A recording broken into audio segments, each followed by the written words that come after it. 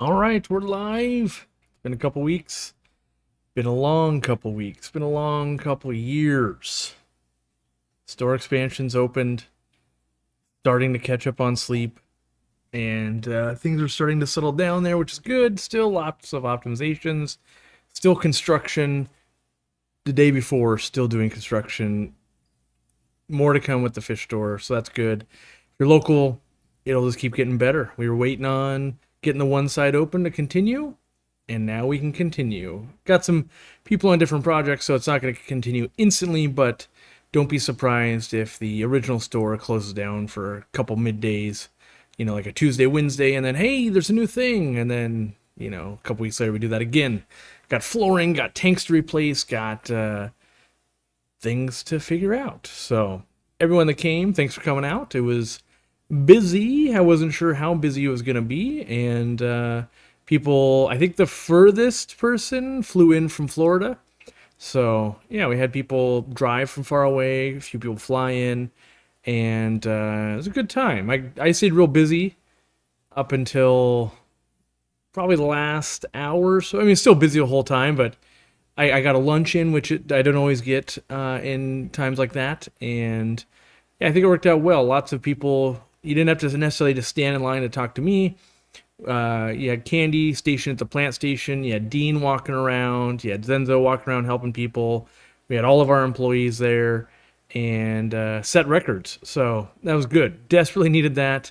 That accelerates maybe being able to bring some stuff in that have tariffs and stuff on it. And yeah, so good all around weekend. Staff had a good time. Everyone was kind of shocked at how smooth it really went. And so, not that we were expecting a disaster, but just lots of people, madhouse and still smooth. So that was great to see. What else? So missing last week, didn't get to announce some of the new products. You've probably seen them on social media, but we do have like the new Magic Small Fish Feed with even the right label. Look at that, Magic Small Fish Feed. And then the Easy Community Pellet. My head for size reference. These things are massive and awesome. Like this is good hand ratio. Like you can get your hand right in there, no problem. Ugh. Still takes a crowbar to break through that seal. Could also be a drum. Hold on, I gotta test this now. Are they more or less dense than the other one? Yep.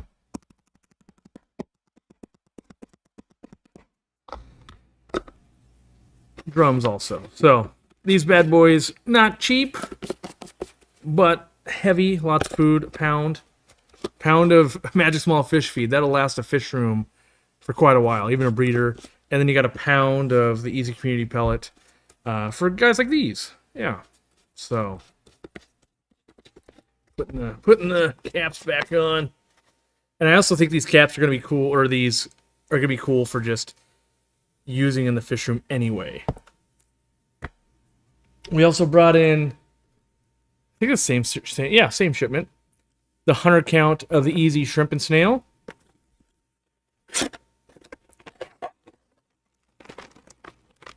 $100 count, there you go. You're buying a lot of these, now you can really buy a lot of these. Comes in this nice, that's never going back in the box the same way. Comes in this nice box here. All right, what are we talking about today? I think I've got all my selling stuff out of the way. Buy all of our stuff, please, but don't buy it too fast because we're going to run out. So, can the average local fish store make enough to support a family? Is it a career path I'd recommend? That's a good question.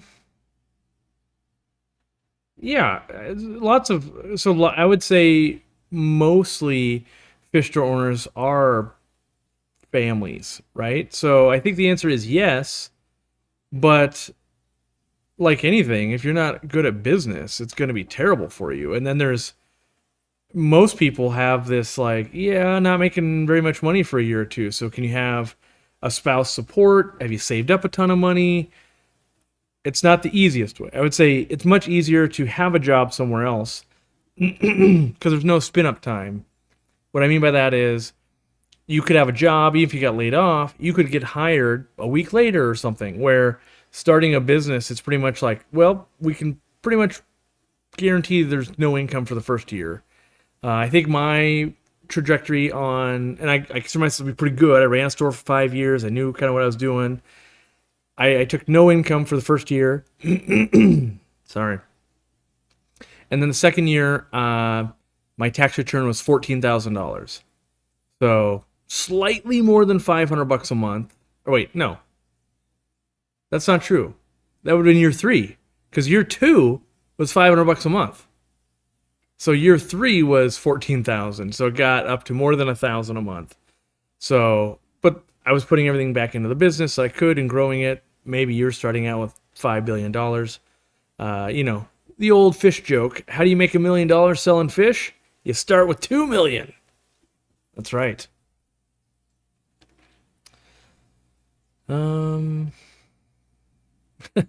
Right.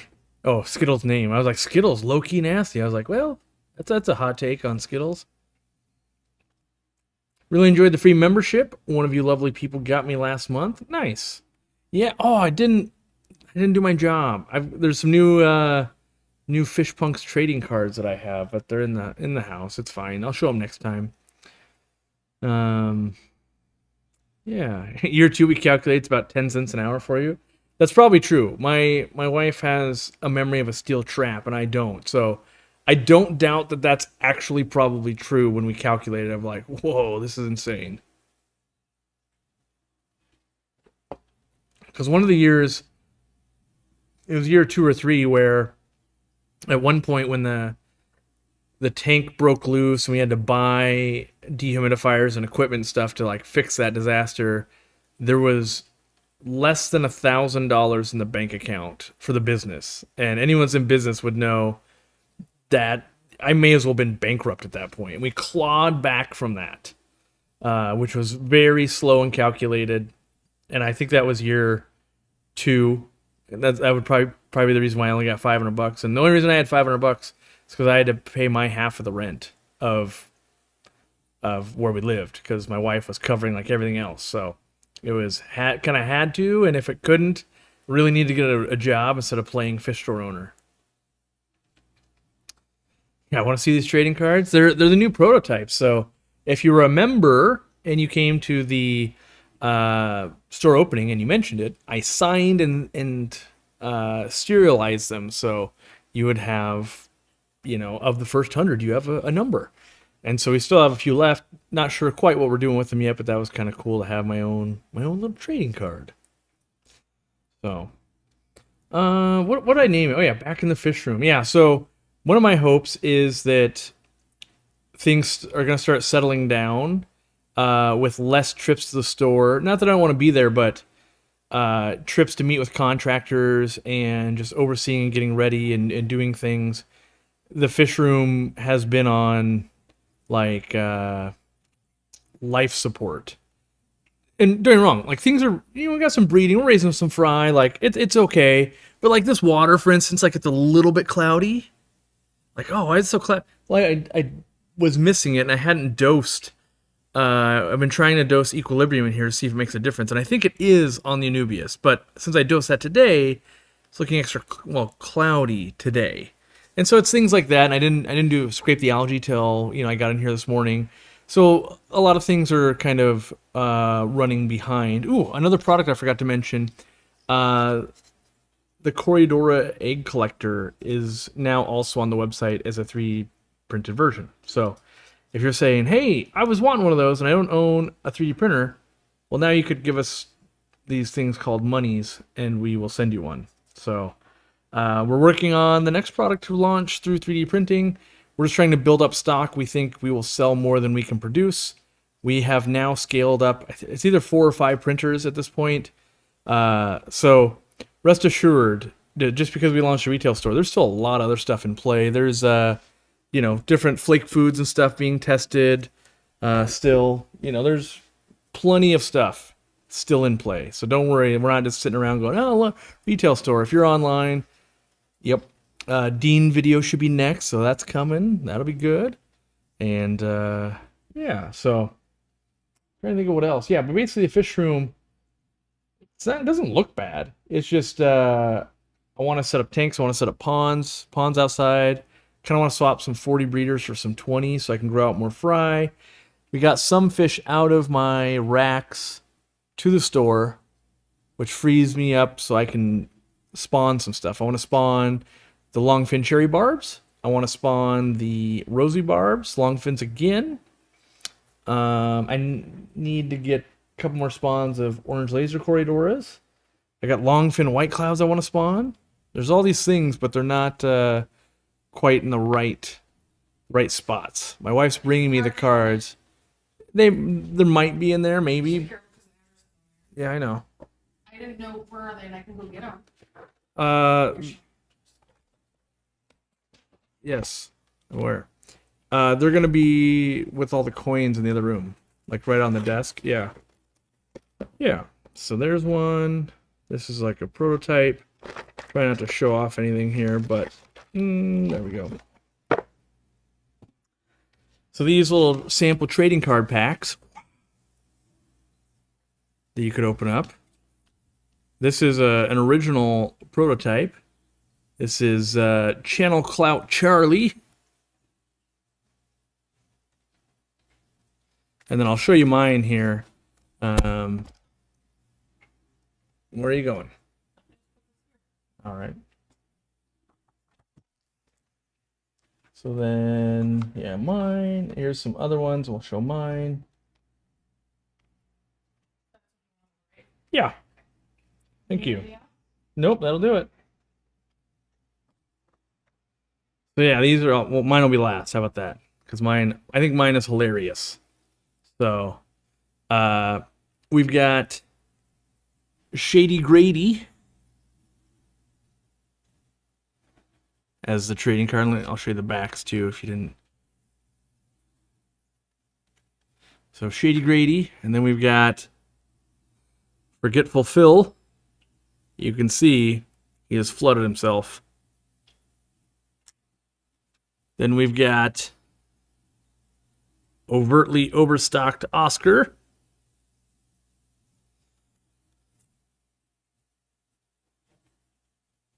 Dr. Outside.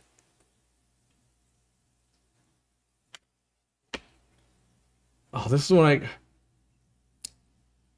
Pepe's Persistent Phylogeny? Phylogeny? I can never say that word. And then we've got me. Here it comes. You ready? You ready to see me as a trading card?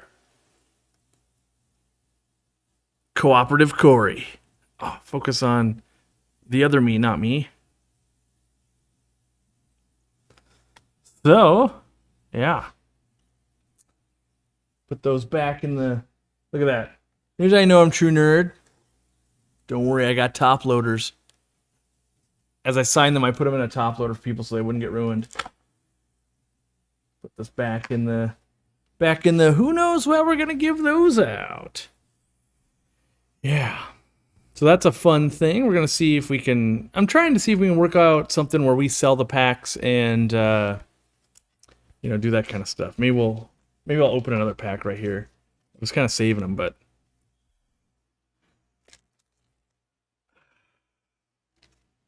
Let's see. Uh-oh, that's a repeat. I already have that one. Oh, okay, there's some new ones in here. So 3 repeats. And then we've got Petunia's Puffers. I'd never seen that one before. And then the good old Worm Wrangler Willie. Nice. I have to make sure I get a whole set going on these bad boys. But yeah, it's one of those things. Are these real? Yeah, these are things you can go purchase them. Well, I don't know that you can purchase the packs yet. But it should be at... Oh, is it outsideinAquatics.com? Let me see. outsideinaqutics.com. It was a hyphen. Nope, there it is. Yeah, outsideinaqutics.com. And then let's see if they've got the packs yet.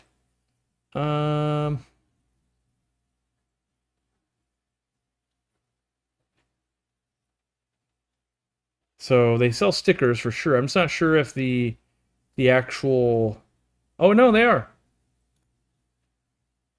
Yep, I'll put a link to them. Looks like $12 for 5 cards. So that's where I was going with this. I'm hoping I need to talk a bit more, and we got to see cash flow. But maybe if we can sell them, we can put a lot into this and bring the cost down. It's a scaling thing, right? Short print runs real expensive. Where what if we go, let's get 1,000 packs made, 10,000 packs made, something like that. Bring the cost down. More people are going to be willing to buy them, but also it's risking lots of money, right? So we'll just have to see how that looks long term. Let's see. 3D print the gum. That's funny. Yeah, it'd be cool if we can get those in store. Well, yeah, so that's that's part of the thinking, right? If like, okay, you got a cool thing, and maybe we can invest enough to scale it, and then we supply them on our website, and then maybe we would be able to wholesale them to stores. But there's like all those things to work out. Like, well, if we put all the money in to like scale this thing, like we kind of have to be a sole distributor type of deal because it doesn't make sense to. So we got to put 10 or 20 grand in, and then bulk resupply is selling them. Like, oh, well, or they're on Amazon. Like, oh, well, why did we do this again? So, see if we can make anything work. I've got a 125 with some angels, some Serpe Tetris, and some YOLO loaches. YOLO loaches? I like that. Instead of yo-yo, it's a YOLO. The angels laid eggs on the Amazon sword. Tips for collecting the eggs next time. Just cut the sword. Cut the leaf, move it to some methylene blue in a jar, try and raise them up. Do I have any experience spawning Chila? I can't even pronounce this fish. Let me look it up, and then I'll know, or I'll tell you if I know it. Oh, is it gold ring Danio? Orange hatchet Danio. No, I have not spawned those. Yeah. I would wager they're not too much harder than the other Danios. Didn't we have Mark Denaro speak on breeding Danios? Or is that just a talk I've seen but he hasn't done for us yet? I can't remember. Let me see. Did he do that? Let me search. Danios. We had Ted Coletti do a talk on Danios. Coletti? Anyway. Did I talk about US production yet? No. Here's the real talk that everybody keeps asking. US production like never is going to happen. Like, what I mean by that is we can't even get people to respond to us. They're overwhelmed. And as far as we've gotten on simple things, like the next 3D printed thing we wanted to make, they literally were like, we can't make it. You need to change it, and then we can make it. And after 5 weeks, we still don't even have a quote. We asked, like, sure, let's say we change it. How much would it even cost? Like, are we talking $500, $1, 50 cents, $2 million, anything? We're not holding you to it. We just need to know, are we wasting our time? Then we moved on to the next one. Same problem. And the reality is, all the businesses we've worked with so far are very stubborn. So like we wanted sponge material. They don't want to do it. They only want to make foam for car seats and couches. So I'm not going to say that we'll never get any product done, but bringing stuff to America has proven to be very difficult. And this is why we didn't do it originally in America and outsourced it. And so we're more likely, which haven't had luck on that, but we are more likely to take it to a different country than America, even.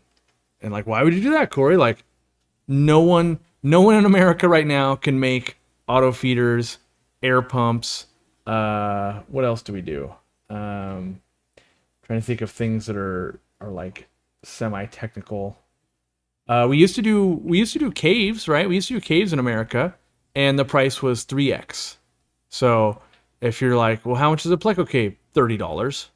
And so until we find, and basically there's too many people looking for people to produce and not enough producers. So for instance, if we need sponge, right? So we need sponge for sponge filters. Also, everyone that manufactures chairs, couches, armrests for cars, baby seats, pillows, all that kind of stuff also needs U.S. manufacturers. And when you come and knocking and you're saying, hey, we're Aquarium Co-op, and they go, who? Versus you come and knocking and you go, hey, I'm Ford. Hey, I'm Boeing. Hey, I'm trying to think of, I'm IKEA. You're these giant corporations. Then they would take you up on it. Yeah, so Casey says, I'd pay 2x for an American product. I believe you. The problem is, I don't think there's enough of you. So that's the problem, I think. And so you might say, like, well, I'd pay 2x. Like, would you? Would you pay $90 for this? I don't know that you would. Like, and so there's a second part of that. Even if you would pay the $90, I don't have the money to bankroll it. So that's the other part that's missing here. So if it is 2 to 3 times the cost, let's say, and before we were buying $100,000 at a time, well, now we're buying $200,000 to $300,000 at a time, and that's for one product. So like brine shrimp, for instance, instead of a $70,000 container, it would now be a $210,000 container worth. And so you'd be like, we could do one. And then you'd be like, what about this next product? No, I don't have the money. Ran out of money. And so it's going to be a very slow transition, trying to find trade partners that, one, we can't even find them that will do it. So that is the first thing. Even if we have the money, we haven't found one that will do it. And then there's still the whole part of, great, we made the sponge. And then we're like, okay, so do you do boxes? No. Do you assemble it? No. Okay, so we have to spin up in our own warehouse too. So it's going to be it's a sourcing problems like this is a 2 to 3 year transition. It's not a 2 to 3 month transition. And then you also have the problem of, let's say we did like, okay, see, I spent $200,000, double the expense of this. And then the tariff goes away and my competitor didn't do it. And they're like, sweet, we sell it for 45. And then I just go out of business from that. So it's a real weird, awkward situation to be in. And the reality is there's no easy way out. Everybody's trying to figure it out. Do you take on debt to buy expensive products hoping that the average customer will pay that much more? We don't have the signals yet. Like, that's just being honest. We have no idea if people are willing to spend more. Well, that's not true. We do. We mostly know that they won't. So we don't know if there'll be enough people to keep us afloat. That's the big problem we have. Is it's not that some won't. It's that I don't think most will.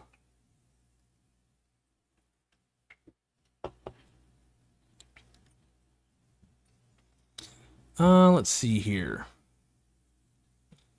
So that being said, we are actively working with American companies. We produce some stuff in America, and we are working. We even spun up a new one today. But so far, factories like to make what they want to make, and they don't want to make what they're not used to making. And so because it's very hard to find people to make the stuff they're not used to making, they basically just say no. Like, do I want to train my employees? Do we want to change machinery? Do we want to make new molds? Do we want to do all of this? And you're only spending $100,000? No. And then we go, oh, okay. I wish I could use PayPal to check out on the co-op. You can. You can. We accept PayPal. You got to go through the series of steps, and by steps, it's not that hard. My guess is it's defaulting to like a shop pay for you. You got to decline that, and then it's like, oh, look at this, I can pay with PayPal. But we definitely take PayPal. We get PayPal. I get a thing in my email every day. Here's the thousands of dollars you collected through PayPal through your website today. So definitely is working. Imagine the entire national infrastructure of China that was dedicated to producing export to the U.S. The U.S. would now have to build all of that and more to onshore production. I got to be honest, I'm real tired of talking about it. Not with you guys. Every meeting is about this. And so, like, let's just say, for sake of argument, there was a factory down the road that was like, we want to make your air pumps. And I go, yes, great. And they go, we need the machines. And then we go, okay, well, what do those cost? Like, oh, well, the machines are made in China through raw materials. They're $500,000. And you're like, but I only want to buy like $100,000 worth of air pumps. And they go, yeah, but we're down 400,000. That's not going to work. And so that's the hardest part of this. If you have a tariff on the raw materials and the machines to make the thing and all of the things, it just won't work unless people are willing to pay substantially more. And we don't know yet. That's the thing, is we don't know that people will, and evidence shows that people won't. If they did, Amazon, Temu, other stuff wouldn't exist in terms of, like, we would be the number one leader. Like, everyone would only buy from us.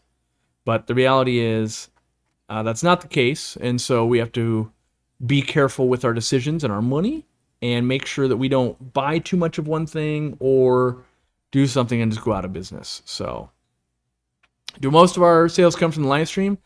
No, I would say the opposite. Like, nothing does. Yeah, it would probably seem like it, and it does help, but we have,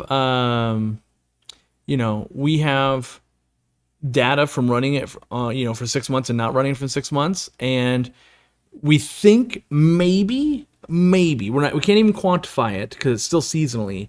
Maybe doing live streams accounts for maybe a 5% bump, maybe, but A/B testing still doesn't confirm it. So we no doubt it's good, and I like doing it, so it definitely doesn't hurt. But in terms of the reality is, if I don't live stream at all, it kind of doesn't have an effect on the business. I think videos would. We don't know that. We've never tested not putting out videos, so we don't know that.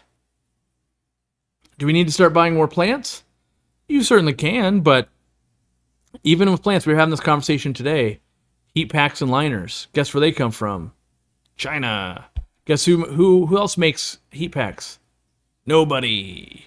Oh, good. That's going to be great if this coming up on next winter, right? Like, oh, this is going to be fun. Yeah. The truth be told, though, and I've talked about this in live streams, heat packs are mostly vanity. Heat packs aren't really needed. Most people will be like, yes, they are. And in our testing, they're just not. If things are going to freeze, they're pretty much going to freeze. But if you put a heat pack in, everybody feels better about it. And so it sells better. So it's mostly a marketing thing, because it's really difficult to actually fight off.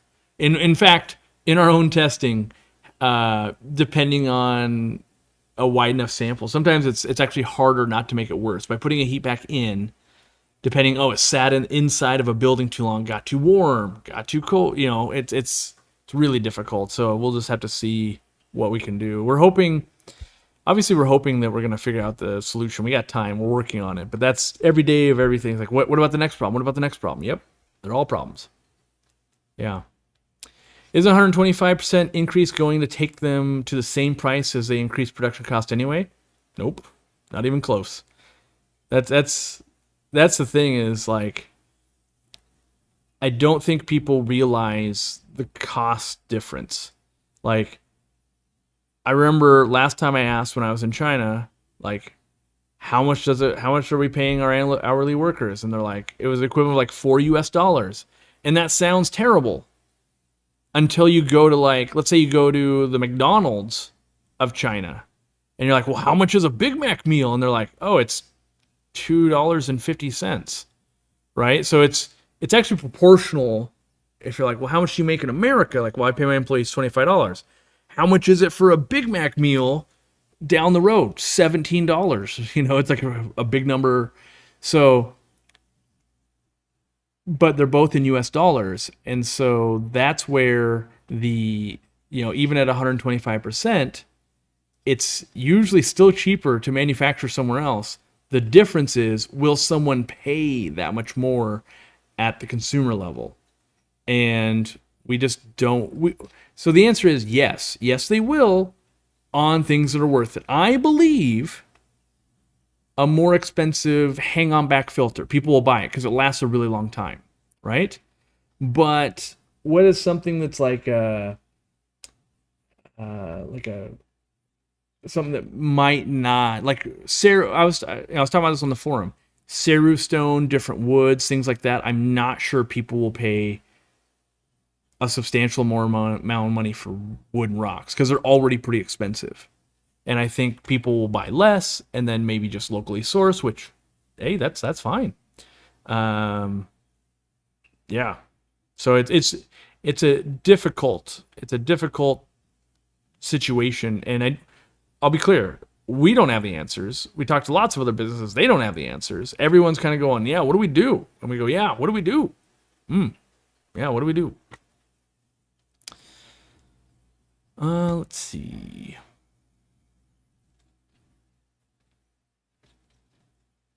I bet our Big Mac tastes better. No. See, that's another funny part. If you've ever heard me talk about it, China has some of the best tasting fast food. You wouldn't know it, but American standards are much, much, much lower than China. Like, we fill it with hormones and do all this. All that's illegal pretty much in every other country in the world. So when you go have a McDonald's in China, you basically go, I've never had McDonald's taste so good. And it's because they can't basically fill it with fillers. And so even more money. And it's the same thing if you go have it in Germany, Israel, other countries. You will be shocked. You're like, wait a second. Like in Israel, for instance, you got to choose what type of patty. Do you want Angus beef? Do you want this? Do you want that? What cut of meat do you want to go into making the patty on the Big Mac? Like, we would assume, because I'm going to call it, mainstream media has taught us like, oh, it's low quality and all this stuff's going on. But when you're there, you're actually like, wait a second, that's not what I've been told. It's very interesting. Yeah, Italian McDonald's is definitely better. I would believe it. I have not had it, but I would believe it. Can I still buy the Red Murphy Aquarium Co-op OG style shirt? Nope, that was only ever given away at events, so it wasn't sold. So, cannot buy that one. What are some cool water plants that can go with the rosy barbs, platies, and dojo loaches? Ooh, you got the big bow front, the 190. I was hoping for Val or filling plants.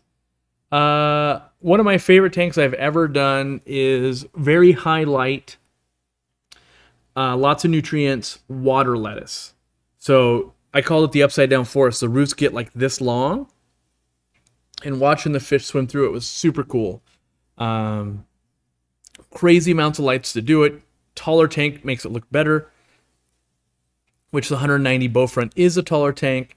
Just lots and lots of light. Otherwise, you're like, oh, the roots are this big. Like you can get them 6 to 8 inches at least, and it looks really, really cool when all the fish are swimming through it. So, yeah, as far as the floating plant goes, I love that look. So highly recommend. I would buy indoor like dwarf versions, even though they're the same as the big ones that are outdoors. But the ones that are outdoors, they take forever to convert to indoor and be much smaller with the long roots. So they spend a lot of time dying back. So I recommend getting them from like someone that's had them in a fish tank and then, growing them out, propagating them. I would love some tips on cleaning and purchasing. When it comes to cleaning, I would look at maybe some of our articles and our videos, our way of cleaning is mostly like test water and then clean if it's needed. Not so much, it's been a week, I should clean. Like that, So for instance, it doesn't make sense to wash all of your dishes every week. If you haven't used any, they are not dirty, right? And if you were gone most of the week and there's only 2 plates in the sink and you put them in the dishwasher, you don't necessarily run the dishwasher. You run the dishwasher when it's full, right? For most people, or full enough. And kind of your aquarium runs the same way. You don't just run it no matter what. It's like, well, what went on? How much are you feeding? How dirty is the water? Did we test the water? It will tell you when it needs to happen. When it comes to purchasing, I would say research and trying to focus on value and doing some math. How many watts of energy does the thing use?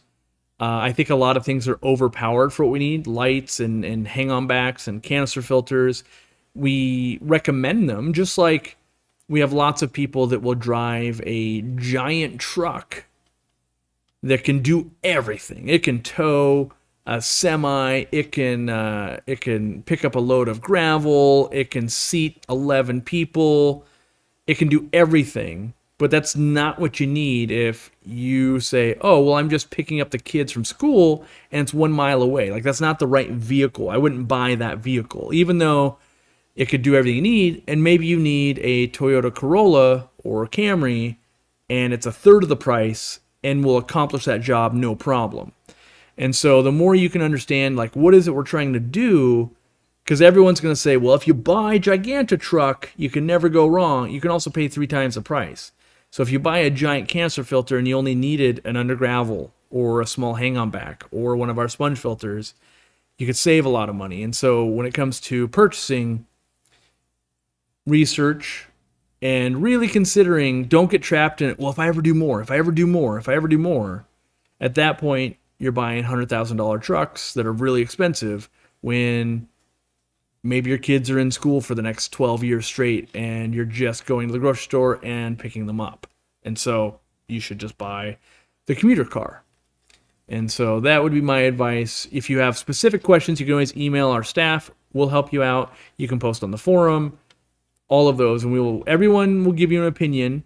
If you're talking to Farmer Joe next to you, he's always going to say, yep, get yourself a used truck. It's great.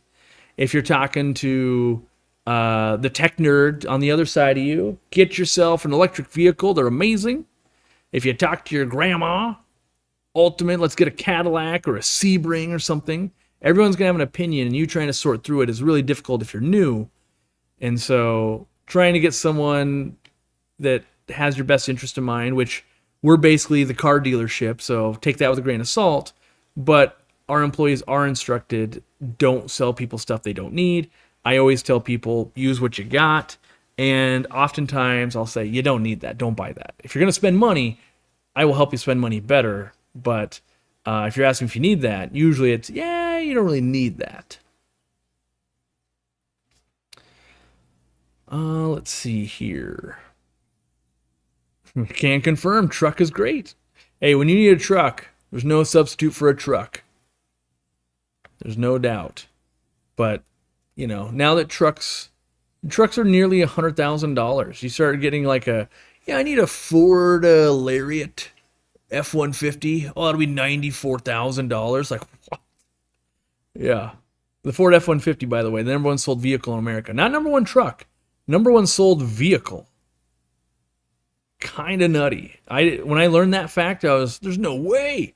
And then now that I think about it, like, okay, there's a lot of, if you're in the trades, you need a truck, and just trucks are handy. I kind of understand it, but at the same time, like, I would have never guessed that was the true statement. Is there an alternative to equilibrium to buffer rainwater? My only water source. I have many small tanks. I change water 1 or 2 times per week. So crushed coral I use doesn't have a lot of time to help.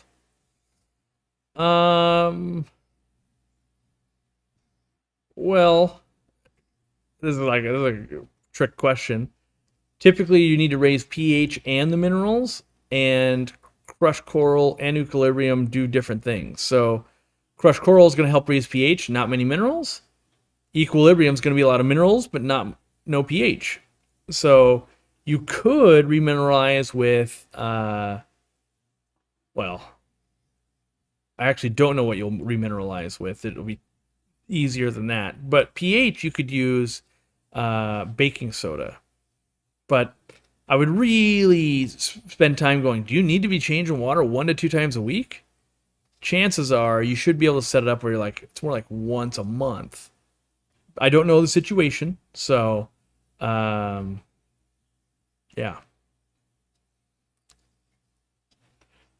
I actually use my truck to haul trailers and equipment and such, so it's a must. Yeah. Whereas I have gone 42 years of my life having never owned a truck. Not that I wouldn't use one. I don't own one. Yeah. I living in Washington, I believe it makes much more sense to own a van because it's always raining hard.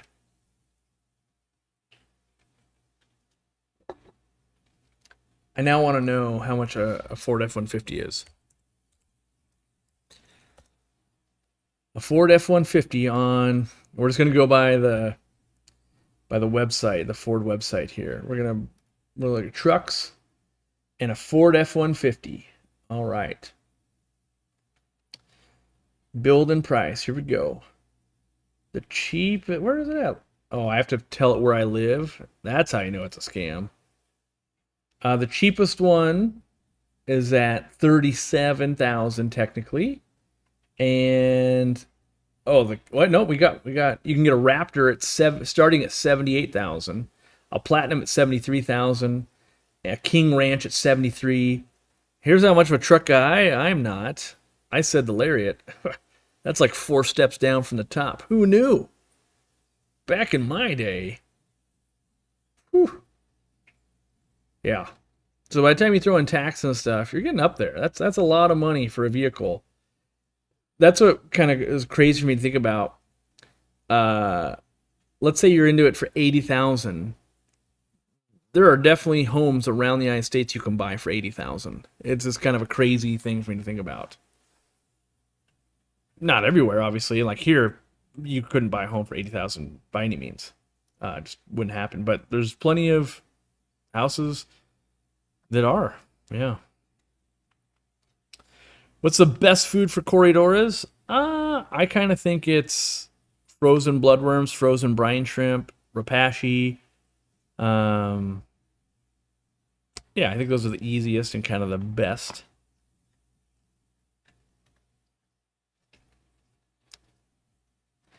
I mean, minivan features are cool and all, but I can open my doors. Yeah. Here's my thing, and I've ranted about this several times. I can lay a sheet of plywood in the back of my van. How many of you that own a truck can lay it down flat in the bed? The answer is, like, none of you. Because an 8-foot bed apparently was decided long ago that no one actually needs 8 feet. Even though all lumber pretty much starts at 8 feet. The main thing most people use it for. And so when I bought my van, it needed to take a sheet of plywood because I use that very often in fish rooms and the store. I also use 8 feet and 10 feet lengths of PVC pipe, all that kind of stuff. And when you start getting beds that are like a Tacoma that's like 5 feet, 5 feet is hanging out the back. It's no good. Yeah. 8-foot bed on your truck for your husband's truck. Yeah, you almost have to like look for specialty trucks to get something that can operate like you would want a truck to operate. It's crazy to me. Honda Odyssey. Yep. I am intrigued by the Ridgeline truck. Corey, the YouTube ad thing was affecting others. I watched Dean Fott's live replay and they stuck an ad every 3 minutes in it. Yep. Basically, YouTube is going to ram ads down everybody. And it was even doing it when I turned it off. So we're just collecting the money. So The only tips I can give you, premium, you wouldn't have to watch ads. I know that costs money. I watch a lot of YouTube. It's worth it to me. I don't know your situation.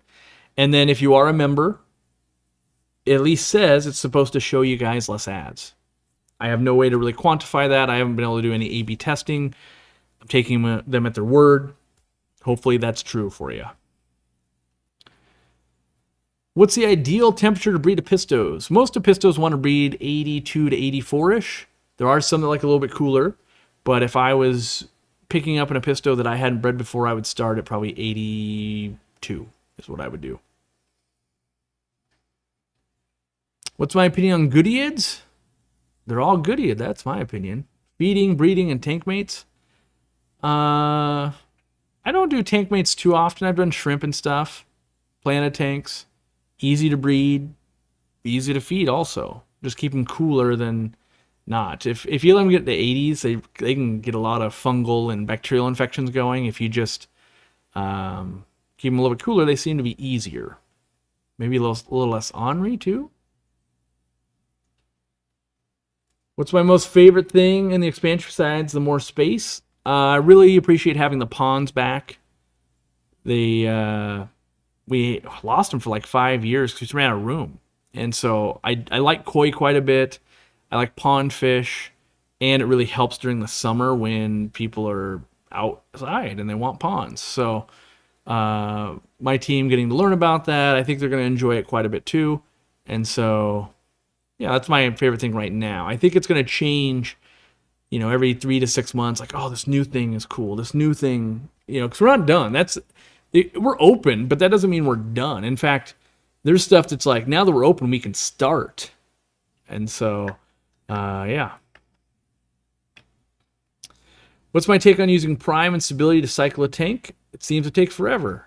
My take would be watch my 60 days to a cycled aquarium or a seasoned tank. That's not the way I would do it. It's pretty much, can it be done? Sure. Would it be the way I would do it? No, because it's why wouldn't we just start growing live plants? Why wouldn't we start creating an ecosystem? That's always my take. Is like, why wouldn't we start that? And most times it's like, well, I didn't know, or this is the way I was taught, or something like that. Not like, it makes sense. Grow some algae, grow some snails, grow some plants, get growth happening. Then you can start growing some fish. How are my fancy goldfish growing out? Doing pretty good. I think the one in the lead's up to 9 inches. Yeah, it's crazy. Crushed coral versus crushed oyster shell. In my testing, crushed oyster shell dissolved so incredibly slow that it wasn't useful for me. And so I only use crushed coral. I also kind of have the same problem with aragonite. It's not as slow as crushed coral, but it's not as slow as crushed oyster shell, but it's also not as fast as crushed coral. So if I had like a backyard that was full of, if my neighbor was a crushed aragonite factory, I would use that, sure. But being that I'd have to go out and buy something, I would just buy crushed coral because that seemingly has just always worked better for me. I want to scroll up a little bit.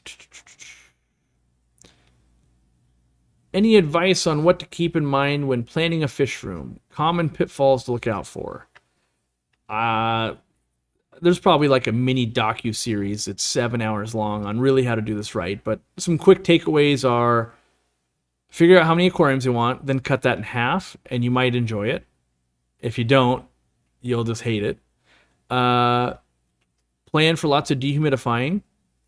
And then plan for, once you're done building, you'll realize you didn't do it right. Like, oh, I thought I wanted 10, 20 gallons, but I actually wanted 6, and I wanted some 10s also. Or I've got all these X, wish I had some of Y's. And the other thing I would say is 10 inches minimum between the top of one tank and the bottom of whatever is going to restrict you. So like usually it's the next shelf. I've seen people go to 4. I'm just like, you couldn't pay me to want to be working in this fish room. Yeah.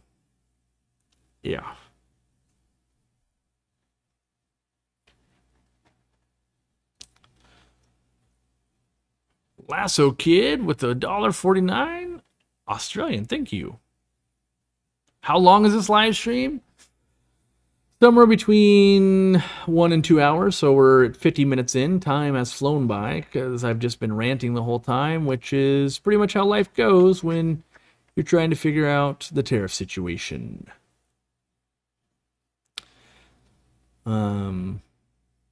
Yeah, I'm really looking forward to moving on from that because I would much rather enjoy working on my aquariums, working on new products, which I am. I'm working on new products too. I just wish I had more time.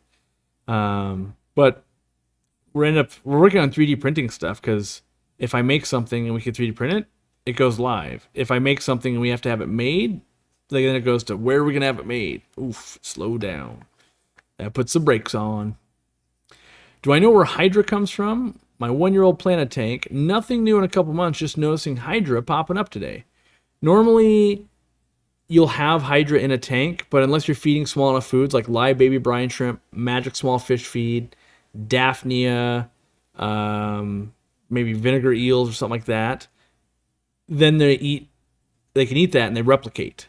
So a lot of times they're just present, but you're feeding bigger foods, they're not getting it, and so they're just staying dormant almost. No, it's not dormant, they just can't replicate. So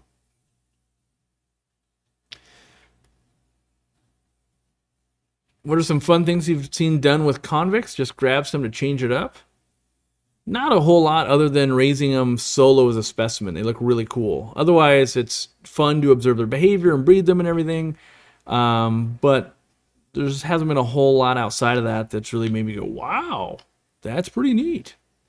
Like, they are neat themselves. Don't get me wrong. I just, it's kind of like, what's some crazy stuff you've seen done with a bologna sandwich? Like, well, I mean, bologna sandwich is pretty good. You could fry it. Like, yeah. And then outside of that, like, that's kind of where we're at. By the way, thank you to Casey for donating memberships. We continually grow memberships. Hopefully you guys and gals that are getting some memberships, consume content, realize that the value we're bringing might be worth it to you, and stay on. If not, I appreciate that too.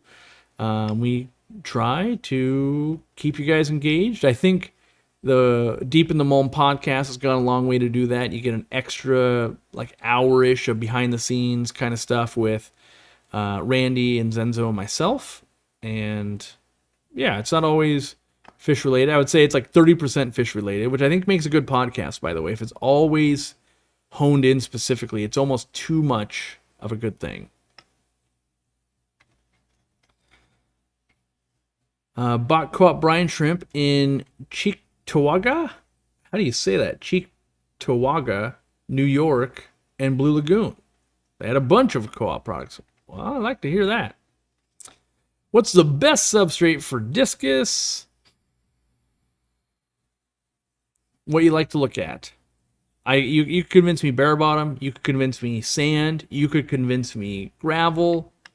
Maybe I should. What I don't think is good. I probably wouldn't do crushed coral, and I probably wouldn't do an ADA soil.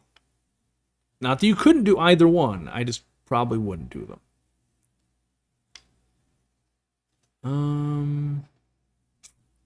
Let's see. Happy about the larger size food container options now? Yeah. Yeah, it's weighty. I didn't think this. The food is great and all that. Yeah.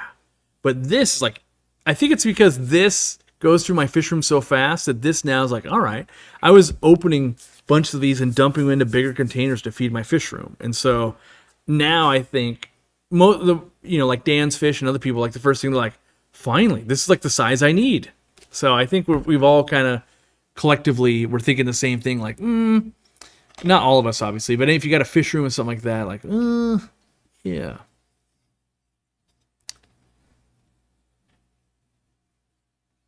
Bougie, come hang out with her and Jody P on Fridays. They do a podcast, or not a live stream, I guess. I just default to podcast. And they're trying to convince Dorcula to get on there, which I said, Dorcula's not necessarily a fish person. She knows a lot about fish, but, if you want to ask her all my embarrassing stories, she's into it. If you want to ask her stuff about fish, I don't know if she's into that. She's like a guilty by association. Like, she knows stuff about the hobby because I won't shut up. You know, and, well, she could speak to a few of the tanks she's kept and stuff, but and she's definitely helped breed Shelleys and other stuff and Plecos, but I don't know if that's her scene. I don't know if she wants to be in the public eye. Does a Wonder Shell impact KH? Nope, mostly just hardness. Cleanse and Maricin 2 a good standard medication duo to use for new fish? Or do you think if I get the bigger one and don't use all the food quickly, it could go bad? I recommend our trio. That brings up a good point. We did bring on Cleanse, Metro Cleanse, and Maricin 2. Why'd you do that, Corey? Lots of people have been using it on the forum and recommending it. They are good products. And there are times in which you would want higher dosages of Prazi or Metro and things like that. And that's why we brought them on. So, med offering increased. They work well. We like them. And it also helps stores because we supply meds to stores too. So, it kind of helps overall. I'm speaking at my local club in August, and my topic is 3D printing. I'm super excited and nervous, but can't wait to share the info with the rest of the members. My advice would be, and I've never given a talk on 3D printing, my advice would be take a 3D printer, pick something cool that is totally relevant to fish people, and print it while you give the talk, so that you can show them, like on the screen, I'm going to click the print button, and while this talk is over, you're going to see what we made, and that's how easy and cool this could be. Because I definitely thought 3D printing was cool. I thought it was difficult, and I didn't want to have to learn and do all that work. And so getting over that hurdle and barrier for people, I think is the biggest unlock that you can do. So I would be tempted to do that. You can give out memberships. You certainly can. Jody P just gave some, and Bougie did as well, donated. You have to opt in, so you make sure you opt in. Someone will give you those directions there if you haven't opted in yet. But yeah, hopefully you'll join up and then learn to become a true fish nerd and hang out with all of us. You get access to videos early when I remember to do that. You get a discount on the website. You get the Deep in the Wall podcast. You get the speaker we hire every month. You get the scratch and dent section on the website. You get, coins and other things. Yeah, there's a decent amount. My husband got a free 3D printer. That would be the other thing I would point out is if people if you've ever seen a bad 3D printer or like an early one, and it prints it out and you're like, that looks like it was colored by a 3-year-old with a crayon. And then when you see like a professional 3D printer, you're like, that looks like that was like made by a craftsman. And so I think that's another thing to show is like early, this is what it looked like. And then now 3D printers have gotten really good and like, wow, okay, that's way better than I thought.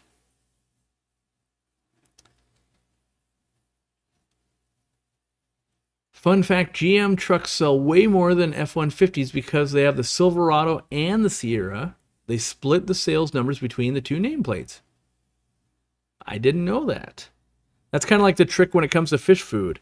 If you separate out like, what is it, like wheat and like wheat germ and like wheat germ middlings, because it's now 2 ingredients, it doesn't have to be like the first ingredient on the label. Yeah, so it's kind of like it's like the opposite of the cheat, but yeah. I've been soaking and cleaning a large piece of driftwood for 8 days with the hopes of getting it into my 55 today. It floated right to the top. Any help? Get a big old rock, just put it there, let it sit for a few weeks. Hopefully it stays waterlogged. I'm psyched for 3D printing has become such a hot topic. When I first read that, I was like, wow, hot topic. That's a blast from the past, like the store. 3D printing and fish, two of my favorite things. It does feel very approachable. I do feel like it's getting better too. Like, I definitely am trying to foster that 3D printing community for fish. I think it's always been there. It's just, it's always scattered. You gotta like search the internet to find like, oh, there's a thing over in this small part of the internet like that. I've been looking for that thing. Congrats on the expansion opening up. Been following you for a while. It's been great to see you succeed. Well, thanks, T-Shot. Been around for 4 years or 57 months. That is a while. Yeah. Is there a way to send a picture of my tank? Not here on YouTube, unfortunately. On the forum you could, if you go to our website. That's usually the best way to start up a discussion and get help, tuned to what you're doing. Recommend a light now. The co-op light is discontinued. It's on my to-do list. I feel like if I needed a light tomorrow, I'd buy a Phoenix light.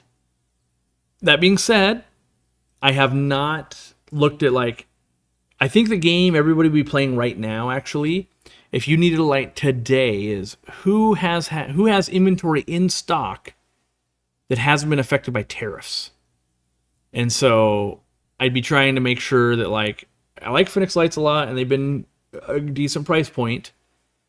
If they haven't had to move the prices up from a tariff, that'd be a great thing. But if they just move the price up, then there'd probably be another one out there that would make sense.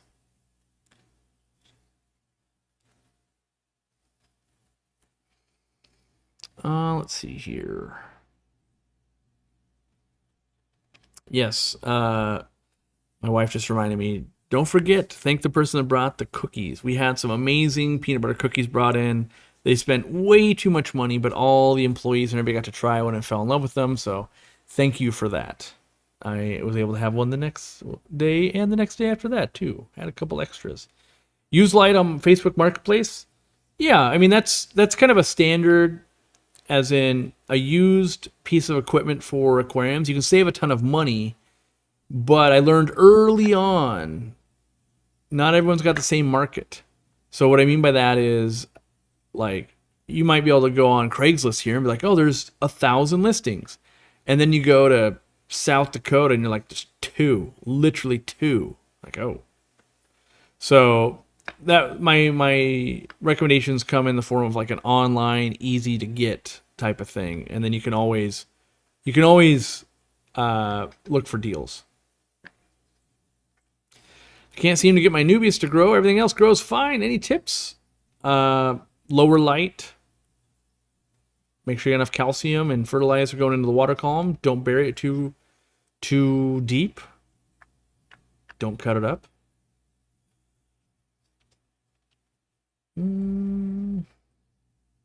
After 3 years, I kind of forgot about it. Got all the coins at once. That's you're shaking it. It sounds like Santa landed on the roof. Just bells. Ching, ching, ching, ching, ching, ching. Yeah. And now you can, if you haven't yet, Barbara, you can shop the Scratch and Dent, which has the orphan tissue cultures and gets access to things first. And, so sometimes, I don't have one here, but if the label got scratched, 10% off, and it goes in the Scratch and Dent section. So yeah, I don't have anything to show that right now, but yeah, because we don't want to send it to a store, right? Because they're gonna go, oh, look at them, they sent me a bad label. We don't want to send it to a customer because then maybe they're like, oh, this thing looks shady. The reality is it's gonna be fine, but it's also kind of a perk of let someone get a little bit of a deal. A little bit of a deal if they're watching for it.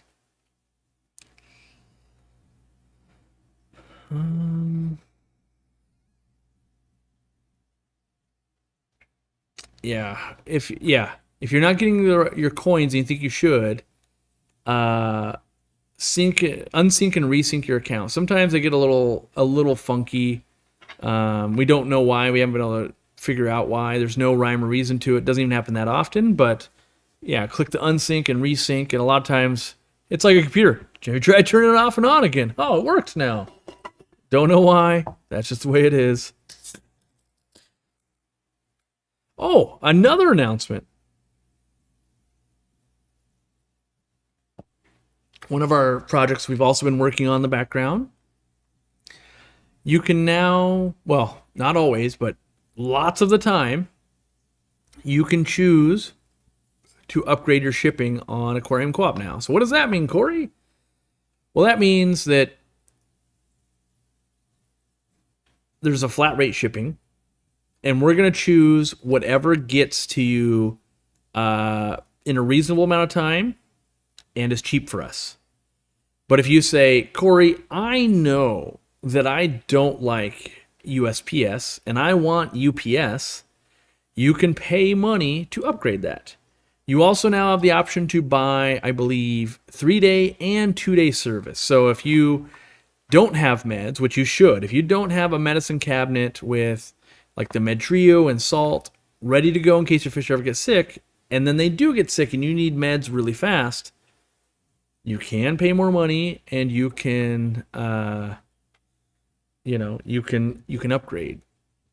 My wife is saying, show everyone on the screen. No, that takes 30 minutes of setup and making sure things aren't broken before I can do that. So that's not an after the fact thing. Yeah.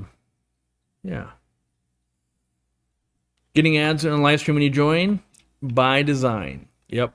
They're basically showing ads whether I choose to show them or not. So I'm going to take the money now. Yeah. How long has the free shipping floor been 75?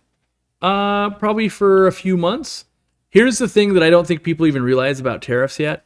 Because I've been spending weeks just like trying my hardest on this. I'm going, wait a second.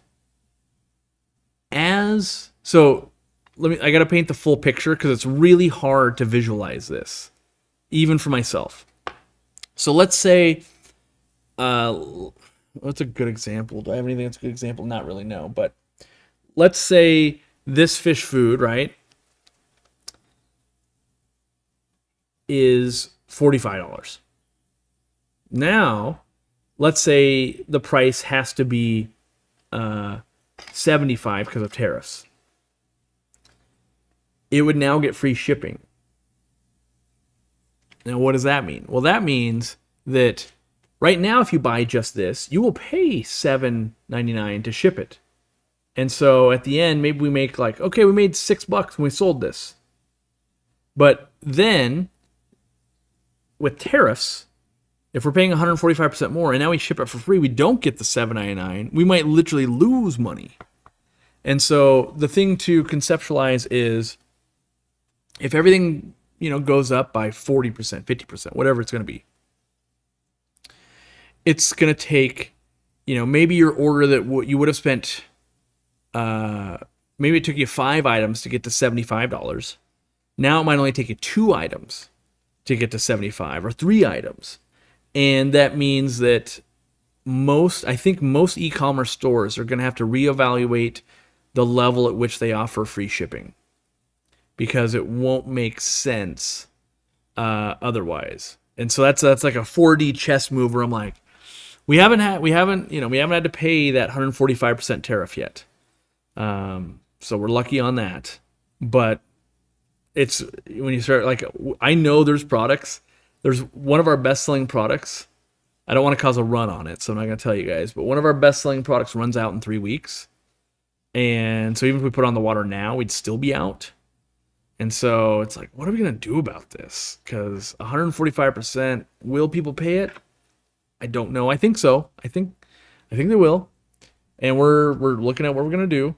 But yeah, it's a weird thing of like, free shipping threshold, it's going to be a lot different, basically. It would be like, maybe another way to look at it, let's say your $17 Big Mac meal, maybe it qualified for free Uber Eats delivery, right?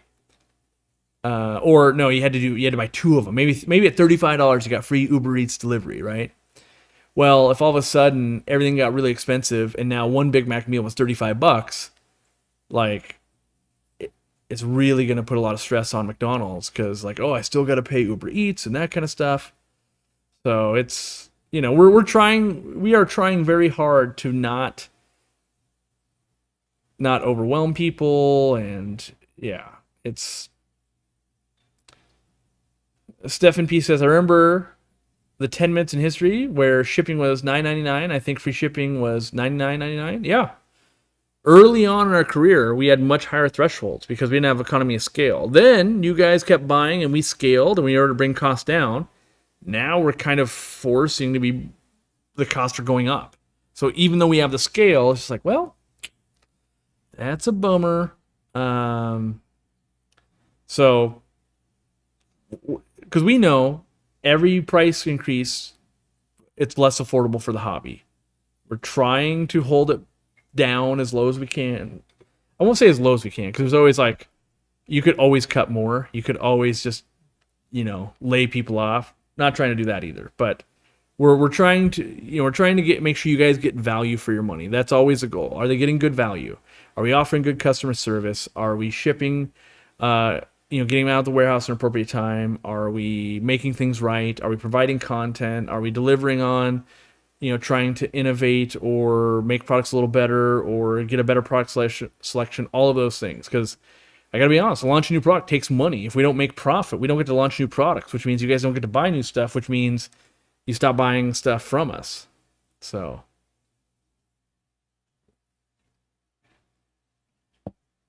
sounds cutting in and out. Let me see.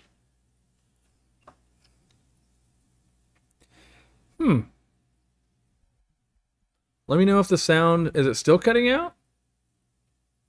Trying to think if yeah, it looks fine on my end. Let me see. This thing says open a widget. Nope.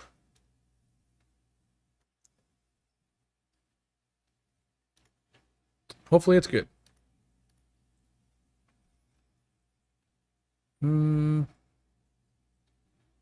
All right.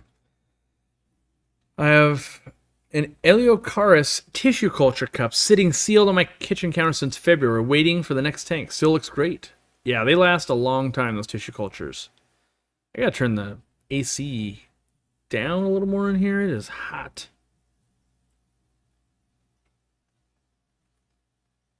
My wife says it did cut out for a minute or two there, or like there was some problems. So that could just be like a YouTube thing, maybe my internet thing. Who knows?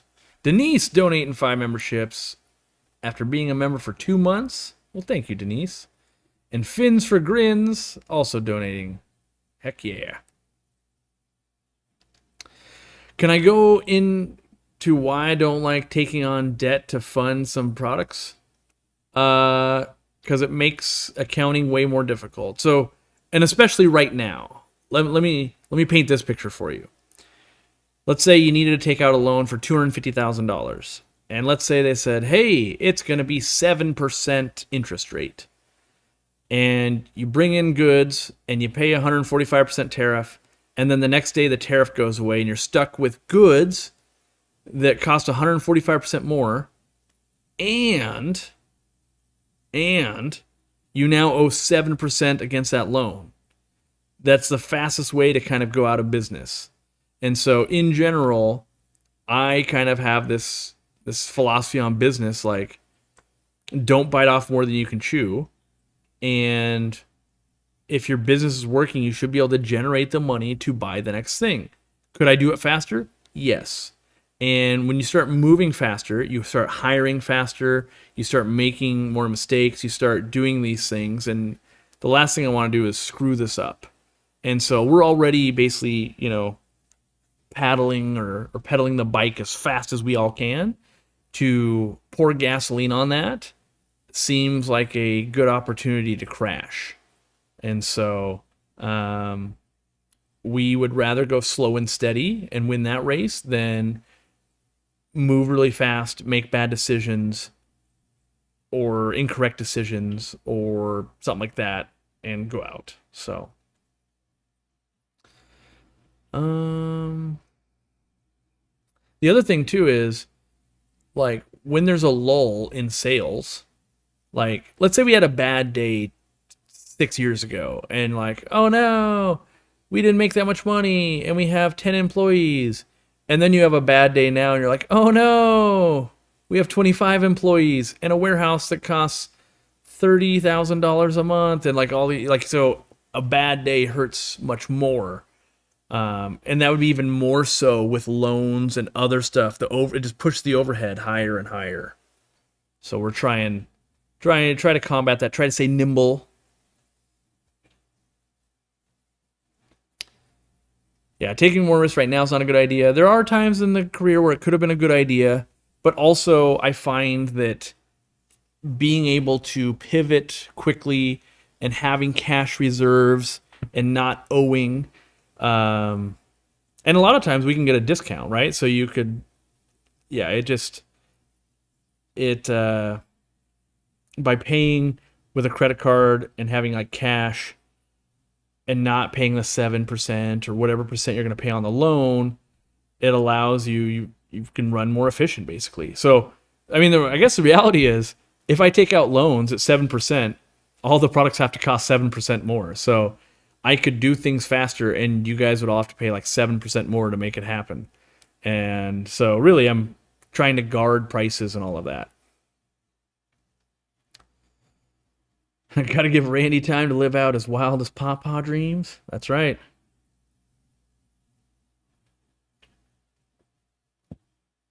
There we go. Outside in Aquatics. He's here. I don't know if he was here for when we showed off the cards or not.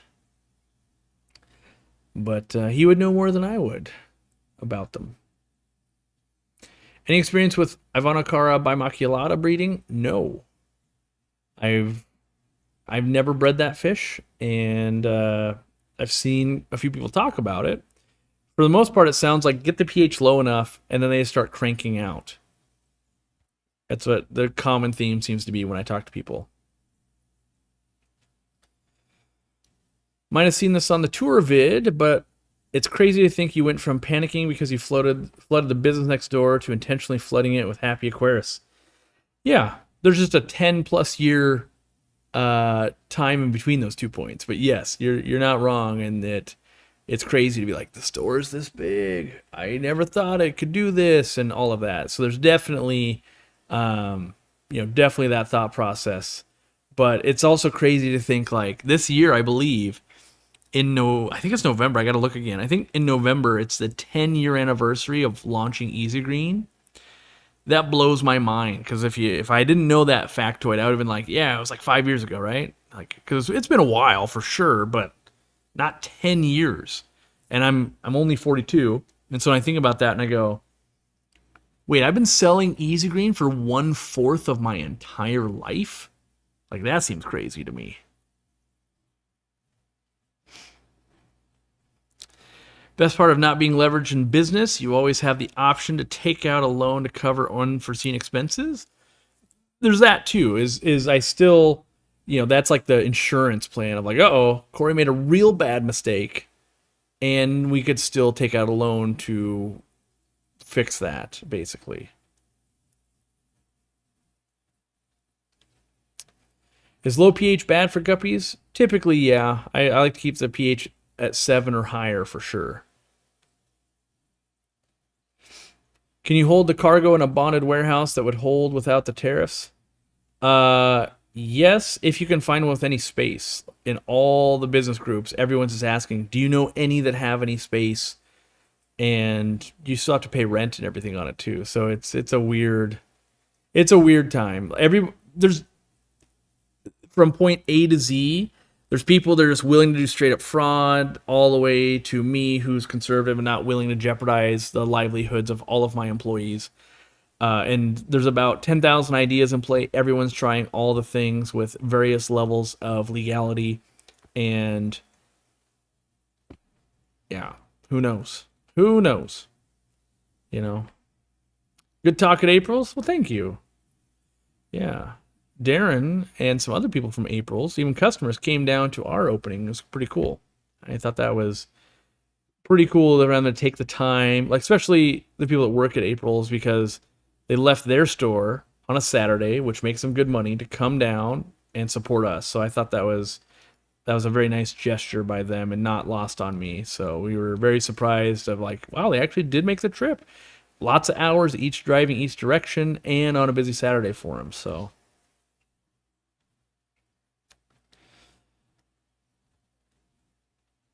let's see. Yeah, if you're having a problem with sound, just refresh the stream. Apparently, some people have some buffering issues, and yeah.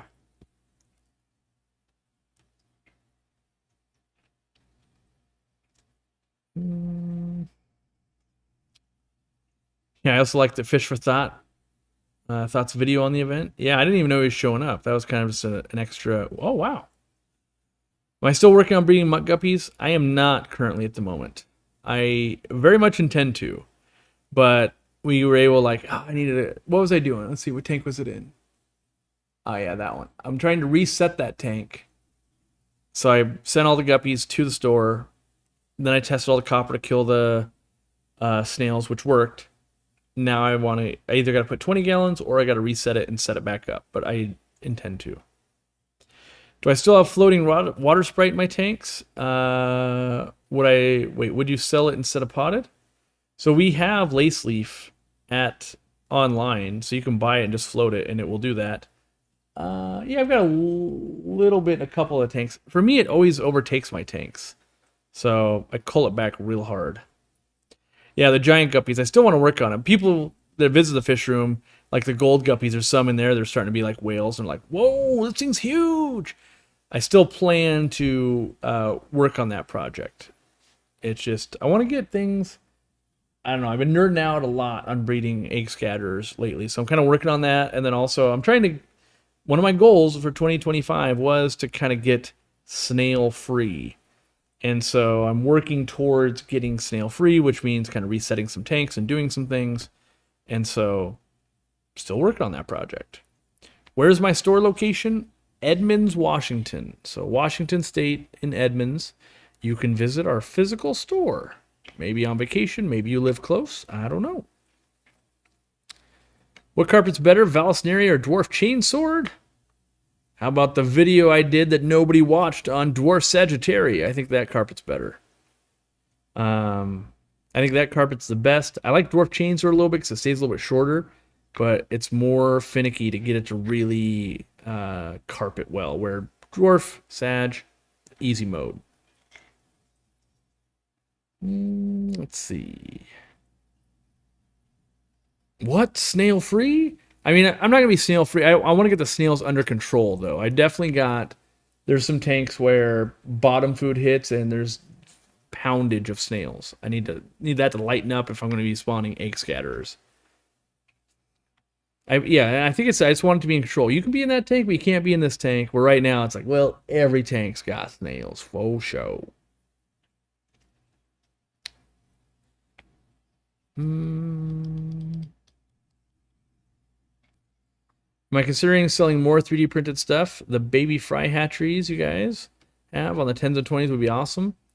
We are going to sell more 3D printed stuff. I don't know that we're going to sell fry hatcheries. We might someday. I don't want to say we won't ever, but currently you can buy some great fry systems out there from other people like Lowell's Fish Lab and some other people doing it. They're also cumbersome to ship, and I've got other stuff. One of the biggest bottlenecks when it comes to 3D printing is printing them. And so like a tray takes a long time to print, and we would drastically have to scale up the printers. And like right now we already went from like 0 to 4 or 5 in the span of 3 weeks. And at each one, basically with filament dryers and the filament, we're now looking at buying filament by the pallets, and it's all a thing, just trying to do it. Do I know why snails are illegal in your state? No. I've assumed they've deemed them, they can live in the wild, but yeah, I don't have it. This one trick will get snails in. You said a few streams ago that gold guppies were not great quality. I would not say that. I would say they were not 24 karat gold. They are gold. they don't have the 24 karat gold metallic gene that I want. I also got some from Indonesia, and only like one of the fish has that trait. The ones that I saw at April's had that trait, was really good, but couldn't bring them back. I have not looked at Twin City Guppies. Yeah, if they got that metallic gene, well, maybe I'll look. Does he have them in store or online too? Twin Cities Guppies. Even though I'm kind of line breeding my own to that way anyway right now, so I don't know that I would even buy him. Looks like he's sold out on. No, he's got some. Full gold, full gold. So like the full gold and the full gold trio are not what I'm looking for. If you bought those ones, I don't see a 24 karat gold. And that's why I'm very careful when people say, like you said, they're bad. Like, no, they don't have the traits I'm looking for. The fish, healthy, good, cranking them out. He does have some cool fish, though. The glass belly pandas and some gold snakeskin glass belly short bodies. I don't know if I'm into balloon guppies yet. I've never seen them in person, but it sounds like I need to see some and see. Let's see here. I've got a tank that's got 6 Kore's, 11 emerald rasboras, and maybe like 17 cherry shrimp. Do you think I can add a small school of 8 to 10 rummy nose? Or would they eat the cherry shrimp? No, they'll be fine. They'll eat some babies, but it'll be fine. We've sold fish online like 3 or 4 times. It is it's a labor of love that we can't possibly keep up with. Yeah. I remember the one time we did it, we listed the entire store's inventory and sold out overnight. So then the retail store literally had no fish left to sell. So it's also very labor intensive. It would take up all my time, and I wouldn't be able to work on any dry goods and make videos. And there's other people that do it. So, and at the time, we were not in the best place to do it. Being up in the corner in Washington, not a good place to ship from. Being in Kentucky, different story. But instead, we've taken the route to partner up with other people we think are doing it well. So we've got a discount code, Aquarium Coop, all one word. And you can save with our partners. Our partners being Dan's Fish, Imperial Tropicals, and BuyPetShrimp.com. And actually, I'm meeting with another partner this week. Well, they're not a partner yet. I'm meeting with another place to talk about them. Like, hey, I would love to offer this too. Are you into that? And that allows us to keep doing dry goods and support the mom and pop, stores and businesses, and make videos and do education, but also try and help get spotlight to the companies that we think are doing fish well and are scaling well and have the customer service and all of that. And there's plenty more that we don't partner with. So I don't want to be like, just because we don't partner them doesn't mean they're bad. It's just, I can't vet everybody out there. I can't, work deals. And the reason I work a deal, one, it's good to get paid. But two, we have something like, it's tangible, right? So like, we're getting paid. We want to keep making sure they're doing a good job. And yeah, so that's why we do that.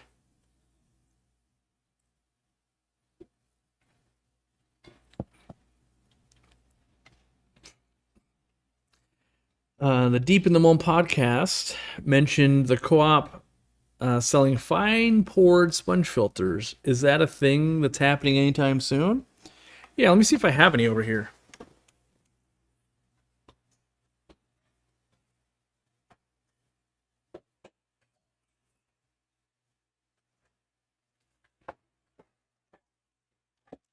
Yes, it should be fairly soonish. Like here's a sample. So even though it comes, samples came in the original box or whatever, right? But here's a fine poured one. Also black base. And then I robbed the parts for another project, but also smoked. This is not fitting there? Get in there. Yeah.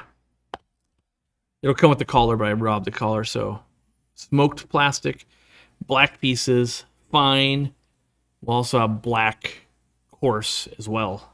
So yes, they are on the way soon. And wow, that's super fine.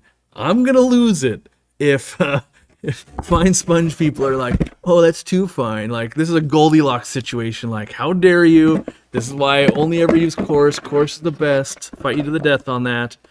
No, I like a 2 to 3/4 medium fine on a Wednesday, and then I like a full fine on a Thursday, and then I swap it out on Friday for like a 1/4 to 1/3 fine. Oh man.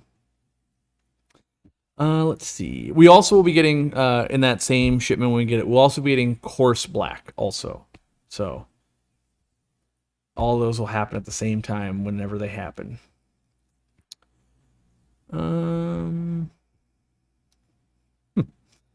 Goodbye, fair dollars. I'll miss thee. Yep, you'll be able to make all the variations you want.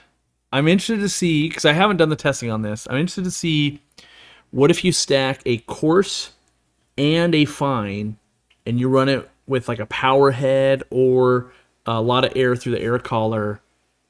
Is that the best of both worlds? Or, you know, because then you could like let the fine one clog and the coarse one would still go. Yeah, I'm not sure. I'm not sure how. Or is it like, oh, all the water's just going to route through the coarse instead of the fine? Haven't really tested that out yet. Because I only got like a few samples, so I don't have a lot.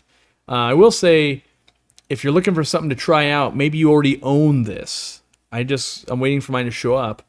But supposedly, there's been a breakthrough in air collar cleaning technology. So I use a syringe. That's always worked really well for me. But supposedly, the latest hot off the presses on the forum, even better than the syringe, I'm told. They've done that. And they say this is the best, the game changer, is to use like one of those ultrasonic cleaners for jewelry. I ordered one. Apparently, you can get them for like $26 on Amazon. I will report back if game changer or not. So that's what I'm saying. If you already own one, give it a try. If you don't own one, wait, because it's either A, a game changer, and I'll tell you, or B, it totally is not going to work well, and I'll save you $26.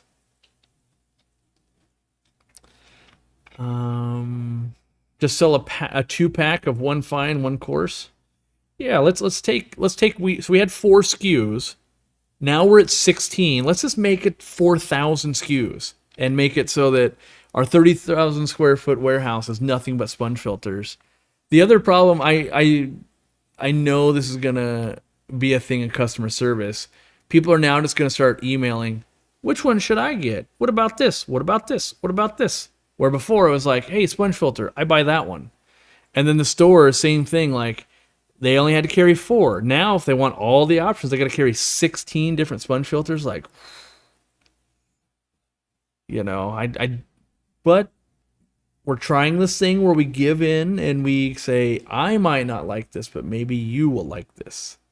And we'll see how it goes. I have no doubt that the black color will sell a bunch.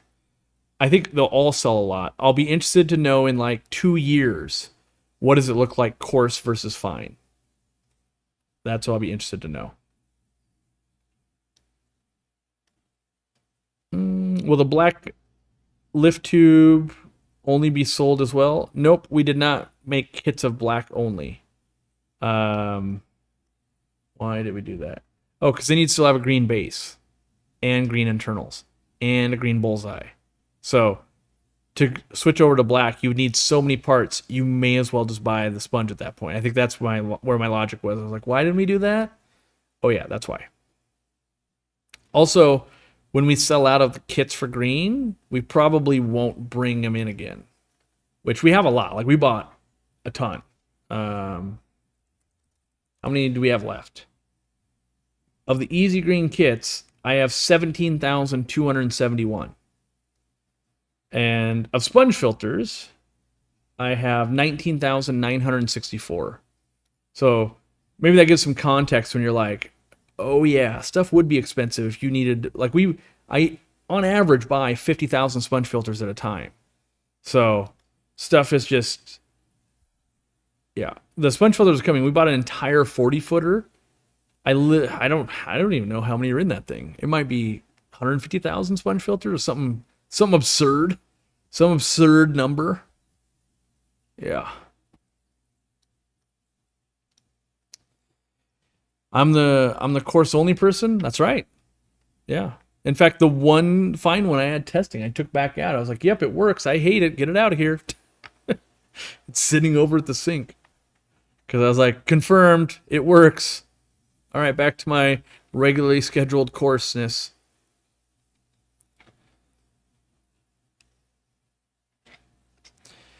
I have a bag full of Easy Flows since I don't use them. Dang. Dang.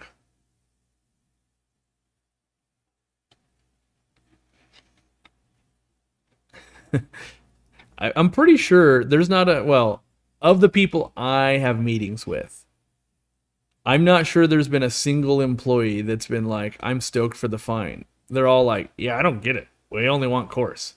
Now, that could be one of those things like they wouldn't say that to my face, maybe, but the people that I'm in meetings with routinely would throw anything in my face. So I don't think that's what's going on. I think we just actually have a strong preference for course. And most of the people that I'd be in meetings with have way too many tanks to have fine, I think. I didn't even think there were 50,000 aquariums in the US. Oh, there are a lot. Isn't it? I know I said on live stream before, isn't it? Don't like 1 million aquariums get sold a year? How many aquariums are sold in the USA each year? Is it 1 million? Let's see. So this is an AI overview. So take this with a giant grain of salt.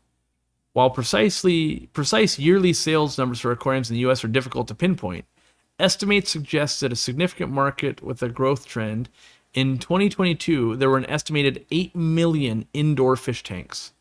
The North American market is a major player, holding a substantial share. Yeah.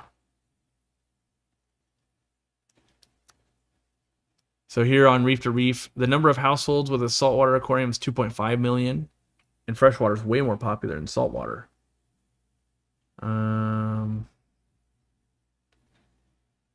At Cognitive Research says in 2025, fish tank market size, US dollars, is 915 million. Yeah, I'd have to dig. There's always so much AI stuff now that it's hard to find when people actually did not studies, but surveys to figure it out.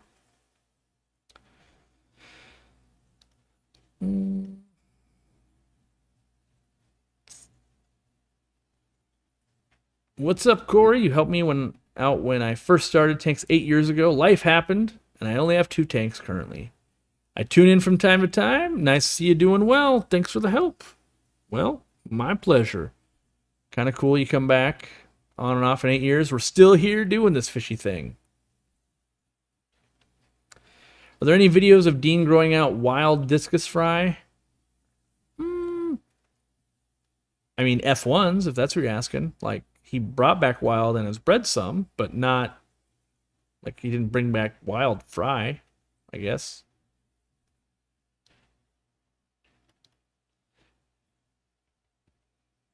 The new store has, wood near the ceiling with rectangular shapes. Nice place to put pictures. Hold on. I feel like I'm not understanding. I understand the concept, but I'm like, which part are we talking about? I hope your containers are packed from top to bottom to get your money's worth. They are. We don't even use pallets. We're cheap enough that we don't even use pallets. By palletizing stuff in a container, usually you lose about 15% of what you could put in there. So we hand unload it. No pallets for us. Because we can pass that. When I tell you guys, we do everything we can to keep the value high, the value to price ratio. We will do about anything. And so Even like it wouldn't save a bunch of time like it would, but when we do the math, it's like, well, it's better for everybody if we hand unload it.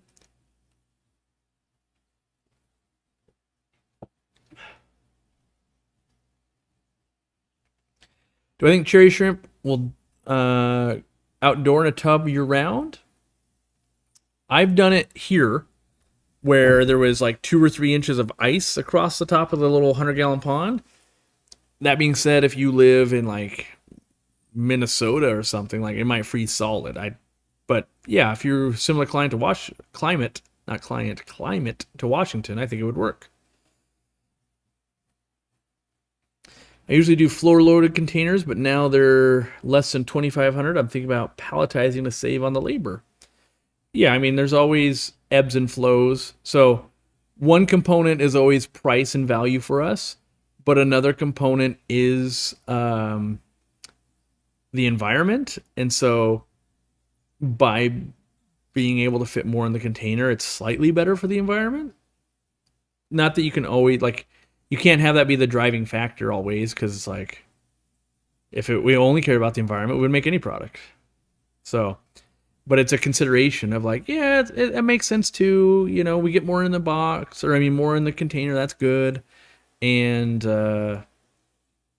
yeah, so, and when you do, I don't know if you've done that, but when you do use pallets, so a lot of times, like, you only want a pallet like 4 feet tall so it fits in your pallet racking. Well, you'll waste like another 6 inches on top of it because you got to be able to get it into the container. So you're losing each pallet thickness plus like an additional 6 inches throughout the entire container. And then not every product stacks correctly. So you might go, oh, it's actually only 3 feet 8 inches on each pallet. So we wasted even more space on the top of those rows. So, you know, and you can't, by hand loading, you can't get 100% too. You can only get like 98 to 99% also. So you just do the best you can. How do I know when I need easy potassium or easy iron? Look at some guides. You can see like, you know, little pinholes and stuff. Usually it's potassium, iron. You can get a little bit of veining and stuff like that. Not many people need iron. You're more likely to need potassium than iron, honestly, most times.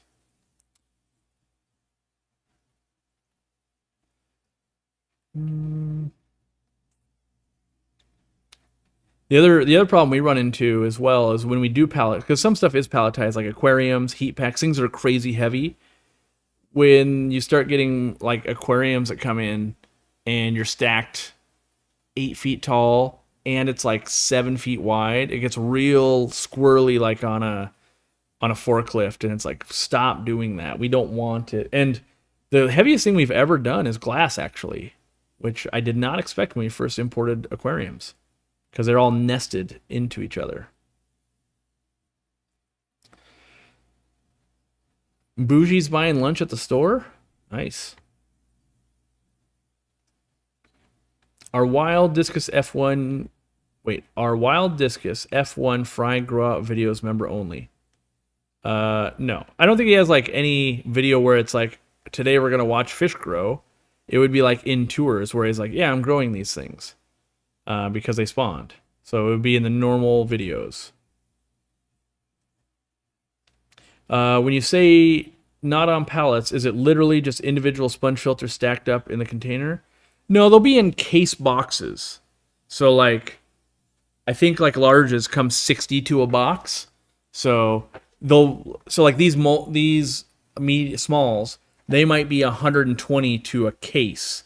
And then those case boxes are loaded by hand into a container. And the people that we pay to load containers for us, the consolidator, they measure all the dimensions of the boxes. So they might go, hey, of small sponge filters, you have 82 of these boxes. And of larges, you have 92 of those. And you have 12 of these, and blah, blah, blah. They put that into the program, and the program tells them how to stack it. So that you're like, oh, at the top of that one, you had this much unused space. And then the top of this section, you had this much unused space. And so it goes through the algorithm and packs it as tightly as possible. And so the way we do it, we have all of our manufacturers show up at the consolidator. And then we say fit as much product as possible with a minimum of these on there, in there. Anything that doesn't fit, great, just save it. We'll put it on the next one that's going to leave like in a month. And so that's like why we have $250,000 sitting there right now. Like, and it's a lot. Like the Easy Shrimp and Snail, we have 30,000 4-packs sitting there, ready to go. So there's a lot of stuff that like is in the pipeline always because like stuff's selling and we're supplying 250 RPP stores. So like the numbers are starting to get big and crazy. So yeah, it's anywhere we can squeak out efficiency, we do to try and help control pricing. So just know that when it's like, oh, prices go up, there's, you can, did you do that? Yeah, we did. Like we've done everything we can think of and research on the back end to try to prevent that for us. And then it's like, well, now the only thing is got to go up.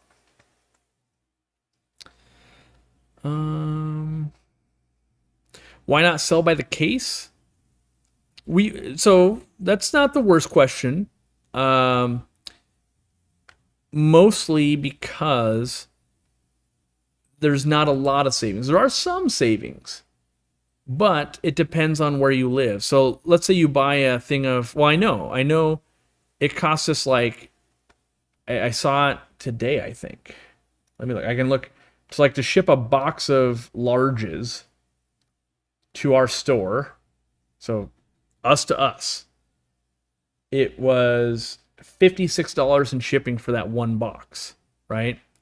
And so it's really hard when you're like, ooh, that's going to definitely qualify for free shipping. And it's going to cost us $56. And the customer's expecting a discount off the normal price. And so what you wouldn't know either is like, that's not the expensive one. The expensive one to ship is the nanos. And you'd be like, what? Because the nanos, they're small, but the bases are heavy. So you fit like 190 of those bases in a box. It is way more poundage to ship. And so the reality is like, there's just not that much to save. Now, if you were at a retail location, we could ship it commercial. So that, I should point that out. That's the cheaper shipping. If we shipped it to your house, it'd be more like $100 for that box.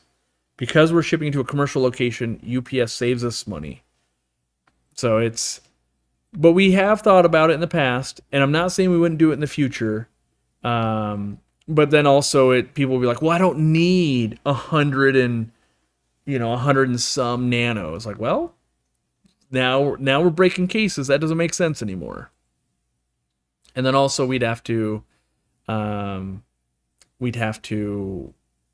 make the cases more thicker cardboard, because right now, like when we pack them for a store, we repack them. We pack them to a bigger, thicker box. Yeah.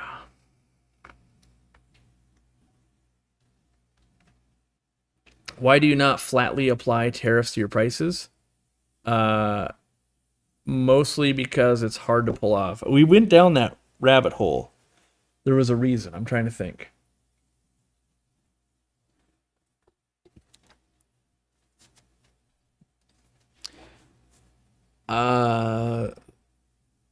It has to do with taxes, so there's that. There's also, we haven't found a good app to even be able to pull it off on the website. There's that part also. And then the world lost its mind when we started charging tax on stuff. Because if we sell a certain amount to a state, we have to collect tax. There were years of people losing it, claiming we're scamming them, they don't have to pay tax, blah, blah, blah. And that was years of customer service, where if we just bake it in, you bake it into the price, you don't have to deal with that. Also, so imagine this, right? Because I think this is the big one. Now that I'm thinking, I was like, I went through this exercise. Like, why aren't we doing that? It's like Temu and stuff right now. You go and you add stuff to cart, and you're like, sweet, I'm gonna buy $50. And then you get to the cart, and you're like, oh, it's $197 plus shipping. What?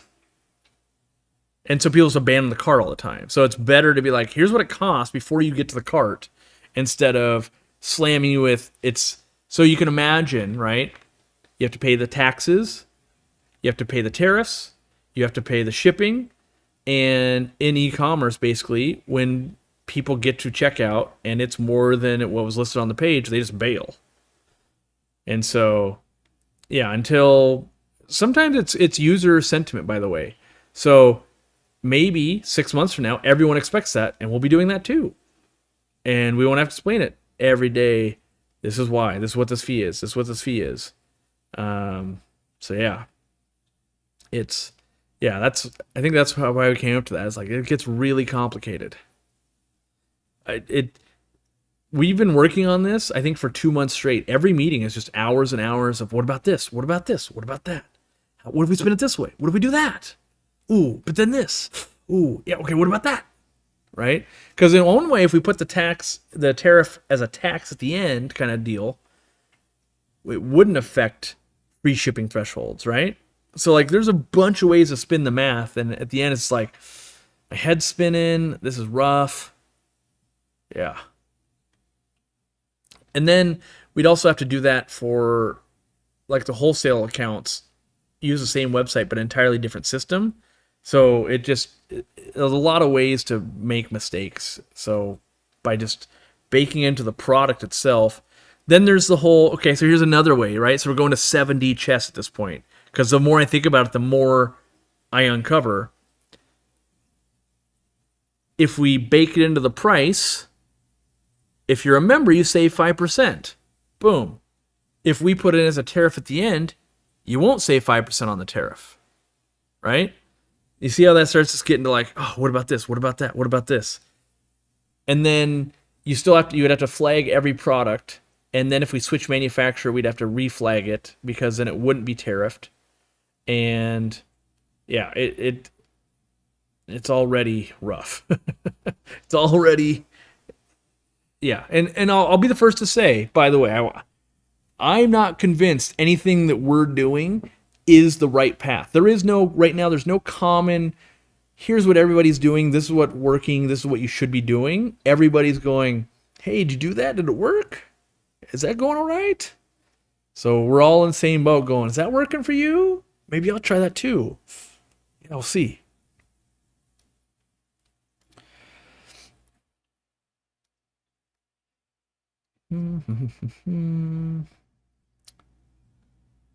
Yeah, the tariff is usually split 3 ways: manufacturer, seller, and buyer. Well, I wish that was the way it worked for us. Right now, not a single manufacturer has given us a break at all.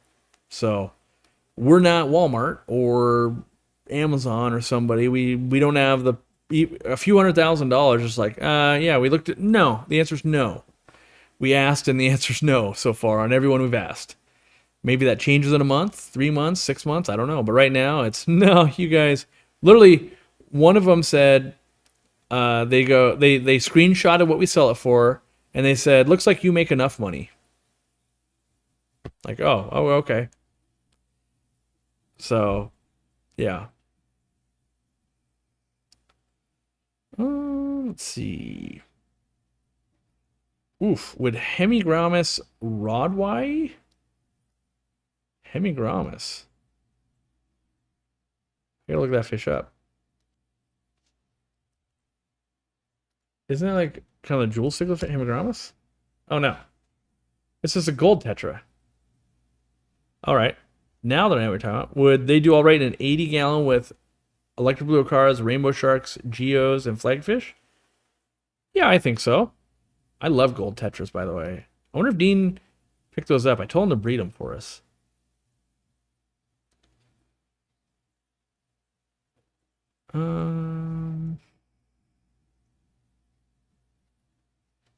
Yeah, really the pathways don't exist. You're entrepreneur pioneers. The Wild West wasn't easy, but you could get rich. Yeah, I mean it's not easy. I think we'll probably try to get our way through it, but I also I don't think that we've got the answer yet either. It's going to be a lot of just having powwows, what's working, what can we do? Yeah. Um, yeah.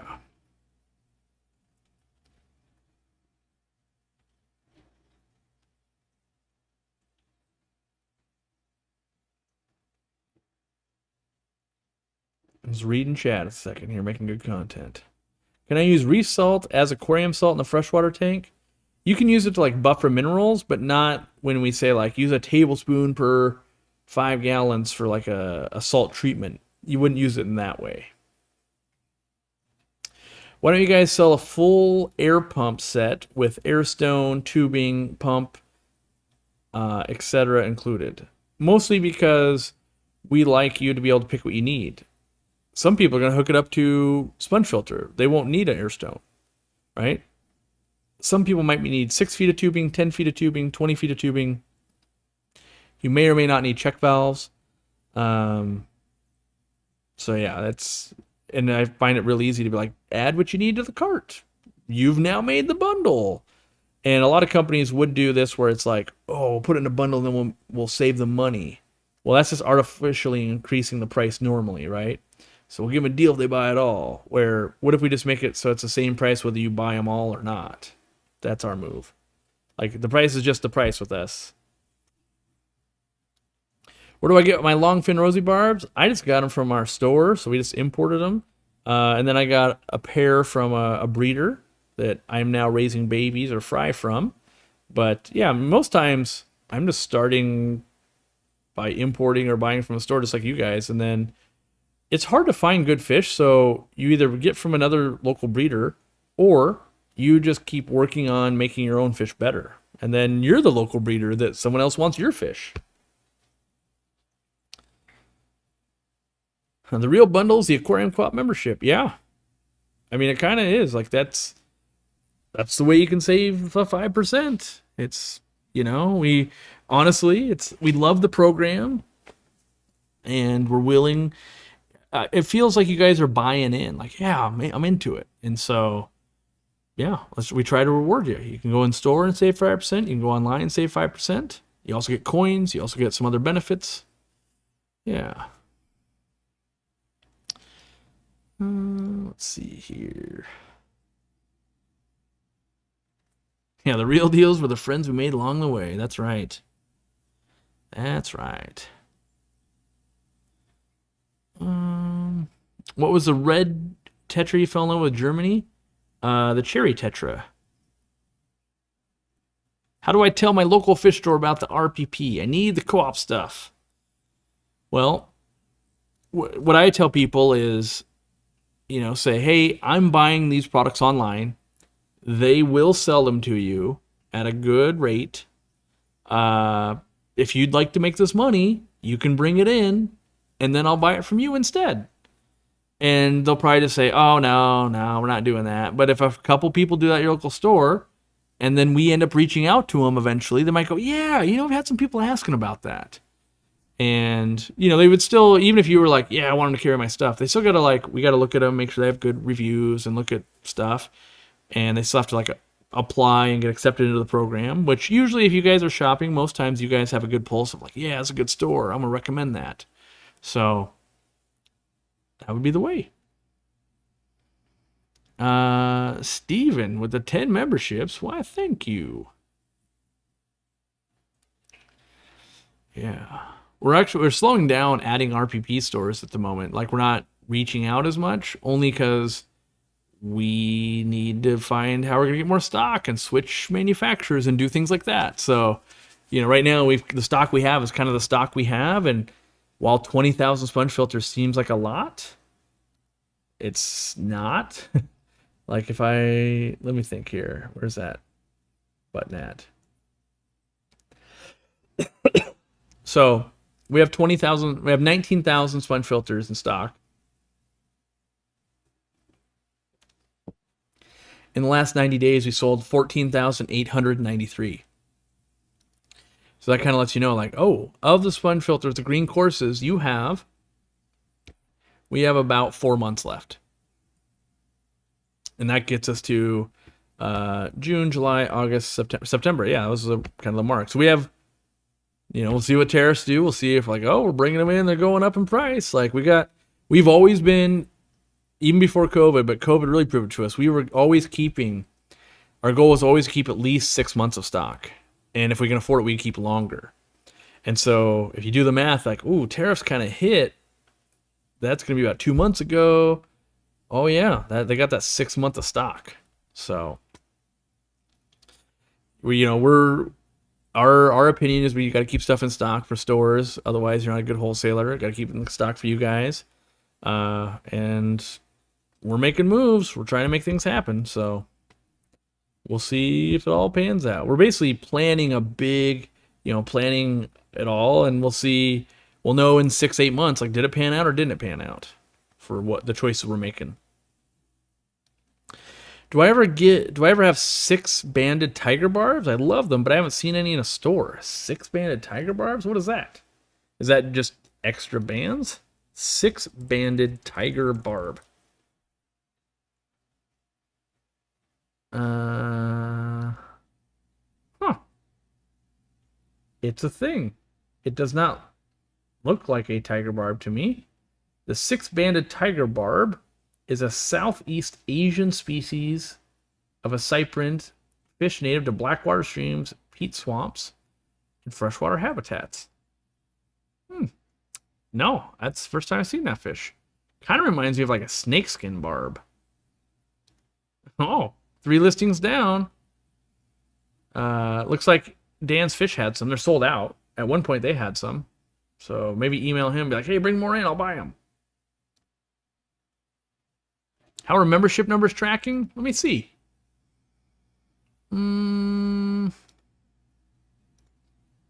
Missed the live stream last week, so probably not good. Well, probably not as good as it could be. That's what I was trying to say.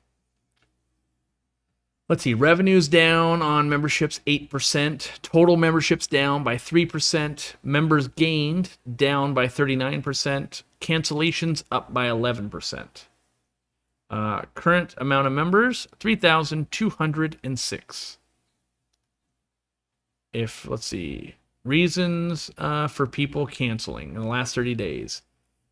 Of the 351 people who canceled, 202 canceled it by choice. 149, they were limited time gifted memberships that just lapsed. Out of the 351 people, only 2 people responded to the survey that said, hey, why are you leaving? And both of them chose other.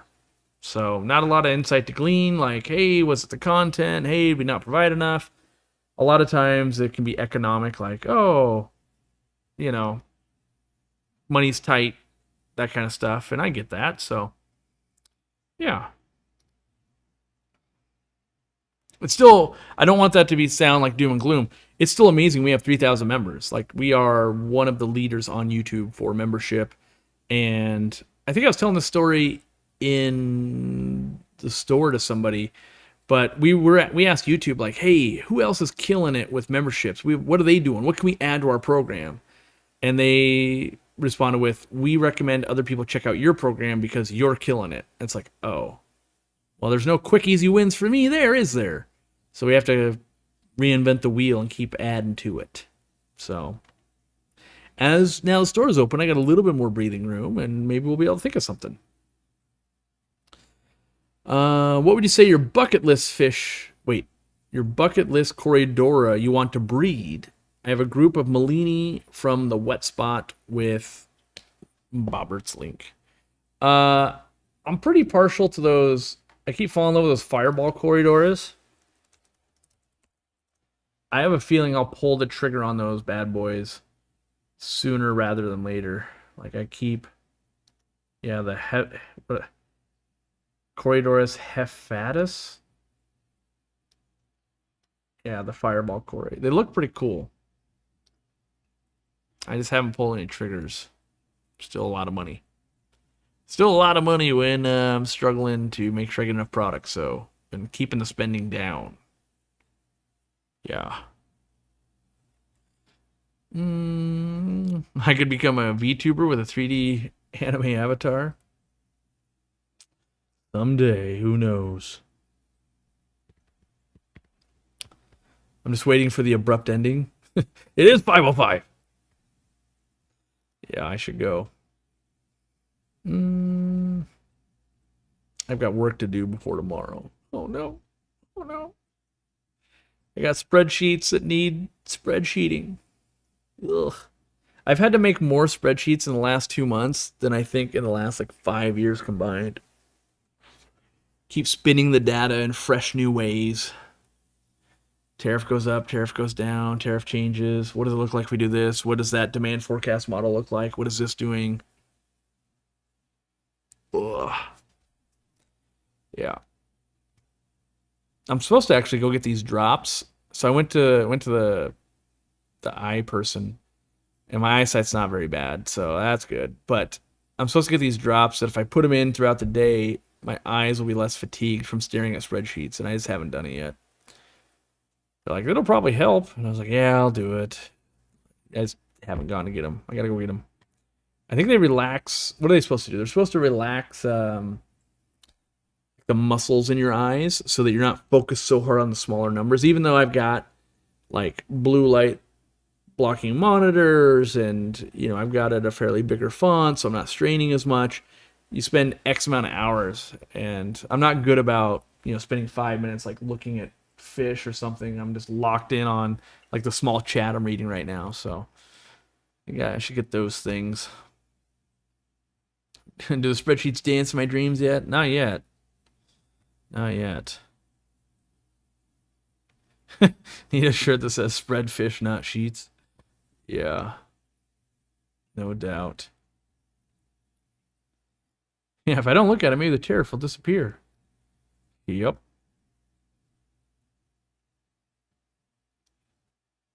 Yeah. I've got the prescription here on the desk. I just need to order glasses. It's not much. Like, it's only one eye. And I can't remember, but I was like, how much is this? Like, oh, barely. Like, you don't even, like, she said that even like dollar store reading glass would be too powerful. It's like, oh, okay, well, yeah, I don't know. Yeah, do I need readers? Apparently not. I'm just, I think I'm just trying to relieve the strain. I'm like, sometimes I go back out into daylight after being in the spreadsheets, and I'm like, oh, my eyes. And running through all the testing, it seemed that I'm just spending a lot of time in spreadsheets, and like, yeah, if you could just not do that, I'm like, well, I'd love to be working on the fish or something instead, but right now that's my job, is all spreadsheets all the time. So yeah, blue light filtering glasses help a lot. Yeah, I've tried those, but I just set the monitors to do that now, so that, because when I put I don't need to go into that much. All right, I think that's it. I think that's all I've got for today. I'll be on the Deep in the Mold podcast on Thursday. Watch out for that coming out if you're a member. And yeah, got to work on all the things. Does cataract surgery help? I was told that's better than LASIK. I have no idea. I am I haven't had those problems yet, so I don't know if they're working, if they work. Yeah. Wait, you have to get an eye patch? No, eye drops, not an eye patch. I wish I could be that cool. Could you imagine my career? Imagine the different direction I would have taken.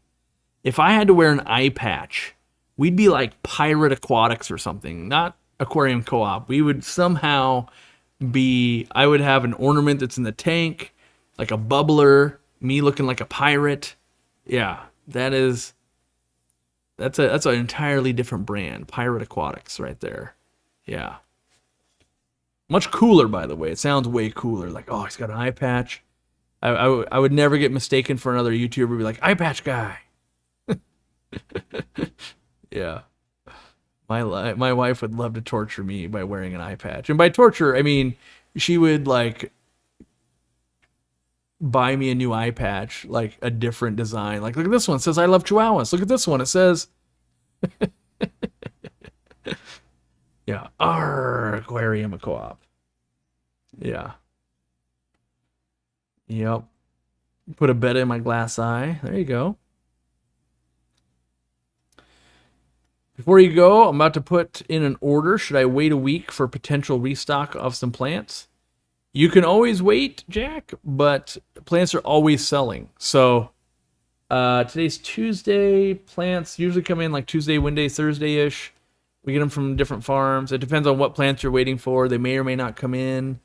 But yeah, today today is a good day to order plants though, because shipping wise, just depends. Yeah. There's not really any perfect or worst day to order stuff because every day new stuff's coming in. Whether it's like dry goods, whether it's like it's just always that way. So it's really hard to be like, what's the best possible day? Like, depends what you're trying to buy. All right. Pirate Aquatics is out for the day. Gotta get to work. Bye-bye. Gotta find the button though. All right. Real bye-bye.